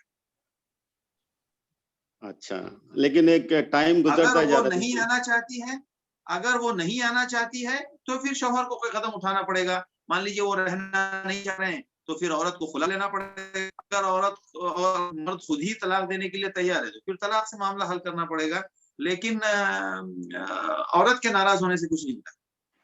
अच्छा। क्योंकि औरत के नाराज होने पर अगर कुछ होगा तो 75% निकाह का मामला पहले महीने में ही कुछ ना कुछ हो जाएगा। अच्छा, बहुत जल्दी नाराज हो जाती है ना। कलीम साहब सवाल पूछे। कलीम अहमद साहब सवाल अनम्यूट करें अपने बोलना आप पड़ता को। ना जल्दी से तो। कलीम साहब, हाँ जी। अस्सलाम वालेकुम। एक सवाल है, लड़की शादी के बाद जो गहने लेके आती है, वो जो उसका ज़कात शौहर पर है या उस लड़की के ऊपर है, और कभी से स्टार्ट होता है, शादी के बाद 1 साल या कैसा? थोड़ा सही सही। क्लियरली मैं इस सवाल के साथ आपको 2 जवाब दूंगा। लड़की जो अपने माँ बाप के घर से जो जेवर लेकर आती है, जिस महीने में शादी हुई है और उसके वालिद ने अपनी बेटी को वो जेवर दिया है, अगर बाप ने शादी के महीने में बेटी के हवाले किया है तो उसी महीने से वो मालिक बनती है। मान लीजिए वो शाबान में शादी हुई है तो अगले शाबान में उसको ज़कात निकालना 1 साल पूरा होने पर, बशर्ते के 7.5 तोला सोना हो या 52.5 तोला चांदी हो, दोनों अलग अलग, मिक्स नहीं कीजिए, ठीक है। और मालिक बीवी होगी, शौहर मालिक नहीं होता है। अगर शौहर को दिया है तो शौहर मालिक होगा, बीवी मालिक नहीं होगी। ये अलग बात है कि शौहर पहन नहीं सकता, पहनेगी बीवी। मिल्कियत का तस्वुर हम बहुत मेहनत कर रहे हैं इस पर, बार बार लोगों को ज़हन दिलाते हैं कि मिल्कियत वाज़ेह रखिए। कुरान ने अभी सूरह निसा में हम पढ़ के आए हैं, हर एक मालिक अलग अलग होता है, ठीक है। इसी तरह लोग पूछते हैं कि मौलाना मैंने जेवर खरीदा है और बच्ची की नीयत से खरीदा है, अभी बच्ची 12-14 साल की है, शादी नहीं हुई है, तो बोल रहे हैं कि वो तो मेरा नहीं है, बच्ची की नीयत से खरीदा है। ये सब दाया बाया हेरा फेरी का रास्ता जरूरत नहीं है। जो सामान खरीदा है वो बाप का है, बाप को ज़कात देनी पड़ेगी जब तक कि वो बेटी को देकर उसको बेटी को मालिक नहीं बना देता है। इस्लाम में सामान का कोई ना कोई मालिक होता है, याद रखिए, या मालिक आप हैं या कोई है, जो मालिक होगा उस पर ज़कात है। और जब तक बाप ने खरीदा है, बाप मालिक है, बाप को ज़कात देनी है। मैं इतने तेज आवाज में इसलिए बोल रहा हूँ ताकि मसला याद रहे। जी जुल्फिकार साहब अनम्यूट करके सवाल करें। जुल्फिकार साहब, ये मसला साफ हो गया दोनों? हाँ मौलाना, क्लियर हो। ओके, जज़ाकल्लाह खैर। जुल्फिकार साहब, अस्सलाम वालेकुम। वालेकुम सलाम। ये मौलाना, अगर बिजनेस में हम पैसे लगाते हैं तो उस पैसे को भी ज़कात में ये करना है, कंसीडर करना है? बिजनेस में आप बिजनेस नहीं कर रहे हैं, बाहर लगाया हुआ है? नहीं, बिजनेस करने के लिए एक कंपनी रजिस्टर किए हैं, उसमें कैपिटल करके डाले हुए हैं। अब वो बिजनेस वो कंपनी के नाम से हो जाएगा, लेकिन कैपिटल आप बिजनेस नहीं कर रहे हैं, बिजनेस कोई और कर रहा है। नहीं, हम लोग खुद ही कर रहे हैं, लेकिन एक कंपनी रजिस्टर किए हैं। मैं समझ गया, लेकिन आप उस बिजनेस में डायरेक्ट इन्वॉल्व हैं? जी। हाँ, तो देखिए, ज़कात के अंदर एक है सोने चांदी की ज़कात और एक होता है सामान्य तिजारत की ज़कात, बिजनेस की ज़कात। तो बिजनेस की भी ज़कात होती है। अब आपने इन्वेस्टमेंट किया है तो जाहिर सी बात है वो इन्वेस्टमेंट किसी सामान पे किया होगा ना। जैसे वो जो आपने पैसा दिया है तो उससे कोई सामान खरीदा गया होगा ना। अभी तक खरीदा नहीं है, अभी खरीदना है, खरीदे नहीं है अभी तक, वो कैश में ही है। हाँ, लेकिन आपने पैसा अपने बिजनेस के नाम पे चालू हो गया है। जी, दे दिया हम लोगों ने। हाँ, तो जिस दिन से आप लोग बिजनेस स्टार्ट कर रहे हैं, वो पैसा बिजनेस के नाम पर जो हुआ है, वो पैसे पे उस दिन से तिजारत का अकाउंट अलग होता है, आपके पर्सनल इनकम, आपका पर्सनल पैसा जो है सोना चांदी, उसका अकाउंट अलग होता है। तिजारत की बिजनेस अलग निकलती है, तिजारत वो अलग निकलती है ज़कात, ठीक है। अब जैसे मेरे पास बैंक में 10 लाख पड़े, उसकी ज़कात अलग निकलेगी। और मेरी दुकान है, मेरे दुकान के अंदर सामान पड़ा है 3000 रियाल का, तो वो 3000 का ज़कात अलग निकलेगी। वो 3000 की ज़कात कब से निकलेगी? जिस महीने से मैंने बिजनेस स्टार्ट किया और उसकी वैल्यू 7.5 तोला सोना से ज्यादा होना चाहिए। जी, अब ये बात क्लियर? जी। जो उसमें मुनाफा होना या नहीं होना, उसका कोई मसला नहीं है। नहीं, जो आप ज़कात, जब आप साल गुजरने के बाद जब आप बिजनेस का हिसाब निकालेंगे तो जो कुछ भी है, मुनाफा है या सामान्य तिजारत है, पूरे का हिसाब जोड़ के आपको ज़कात निकालनी है। अब उसमें जितने पार्टनर हैं, जितने परसेंट के पार्टनर हैं, उतने परसेंट ज़कात बनेगी। जी, ठीक है। यानी बिजनेस में तो वही नेट करंट एसेट पर ही निकलेगा ना, current asset minus current liability, यानी कैश नेट और करंट जो एसेट का स्टॉक है करंट एसेट में वो करंट मौजूद है। आप सुनिए, बिजनेस की शक्ल में जो सामान मौजूद है, जो आपका बाहर से आने का है, जो आपको बाहर देने का है, ये पूरा हिसाब जोड़ना पड़ेगा। मिसाल के तौर पर आपका स्टॉक 20,000 रियाल का है और आपको बाहर से आने वाले पैसे प्रॉफिट या आपका कॉस्ट जो भी है वो 10,000 रियाल आने का है। आपके पास 30,000 का असेट है, सामान और बाहर से आने वाले आउटस्टैंडिंग की शक्ल में, और जो आपको पे करना है वो 15,000 रियाल है। तो 15,000 माइनस कीजिए, 15,000 की ज़कात कीजिए। जी जी जी जी, वही बात थी। अच्छा, हमने फिक्स एसेट छोड़ करके सिर्फ जो करंट एसेट्स है, नहीं फिक्स एसेट मिला के, नहीं फिक्स एसेट नहीं आएगा ना। फिक्स एसेट तो मतलब दुकान भाई, दुकान का बोर्ड हो गया, फर्नीचर हो गया, ये सब फिक्स एसेट्स हो गया, ये थोड़ी आएगा। सिर्फ करंट एसेट्स, यानी नहीं वो नहीं जैसे आएगा, मौलाना बोल रहे हैं नहीं आएगा। कि हाँ जो स्टॉक है, नहीं जो सुनिए, एसी नहीं आएगा आपके कंपनी की गाड़ी का पैसा, गाड़ी के ऊपर ज़कात नहीं आएगी। जो गाड़ी ट्रांसपोर्ट के लिए यूज होती है वो डिलीवरी वाली, उस पे नहीं आएगा। और आपके ऊपर जो इंस्ट्रूमेंट्स लगे हैं, कंप्यूटर है, एसी है, ये टेबल मेबल, इन सब पर नहीं आएगा। जो बिजनेस के ऑब्जेक्ट्स हैं, सामान, उस पर होता है। जी जी, उसी को टेक्निकल टर्म में हम लोग इसको नेट करंट एसेट बोलते हैं। Current assets minus current liability. मौलाना अगर जमीन खरीदी तिजारत के लिए साल होना चाहिए ना, उस इन्वेस्टमेंट में 1 साल पूरा होना चाहिए ना। हाँ, साल पूरा होना जरूरी है सब में। मौलाना सिर्फ खेत के मसले में साल नहीं है, खेत के मसले में साल नहीं है, जानवर में साल है, सोना चांदी में साल है, और बिजनेस में साल है। जी मौलाना, जब पैसे लगाए जाते हैं वो तिजारत के लिए और उससे जमीन खरीदी जाती है, हाँ, उस पे एक बिल्डर फिर बिल्डिंग बांध के फिर वो आगे उसका ये होता है, सेल होता है, तो उसमें से पैसे आएंगे। तो उस शक्ल में क्या होगा कि अगर वो जब जमीन खरीदते हैं तो वो भी एक फिक्स्ड एसेट होता है, लेकिन उस पे भी तो ज़कात लगेगी ना? नहीं, अगर कोई इन्वेस्टमेंट बिल्डिंग बनाने के लिए, बिल्डिंग बनाने के नाम पर हो रहा है कि भाई हम ये 20 माले की बिल्डिंग बना रहे हैं और इसमें इन्वेस्टमेंट कर रहे हैं, तो अगर वो बंदा जो ये खरीदो फरोख्त बनाता है, बेचता है, अगर वो ऐसा वाला बिजनेस है तो फिर पूरे बिल्डिंग के वैल्यू पर उसको ज़कात देनी पड़ेगी। और अगर वो बंदा अपना, मतलब कोई कंपनी है, 10-20 लोग आदमी मिलके एक बिल्डिंग बना रहे हैं किराए पे लगाने के लिए, वो बेचने का वाला मामला नहीं है उनका। भाई एक आदमी है, किसी ने 10-20 लोग मिलके एक बिल्डिंग बना रहे हैं और उसमें हम किराए पे लगाएंगे, तो फिर इनके ऊपर, बिल्डिंग के ऊपर ज़कात नहीं मौलाना, जब तक हम लोग सिर्फ जमीन खरीदेंगे और बिल्डिंग बांधेगा बिल्डर।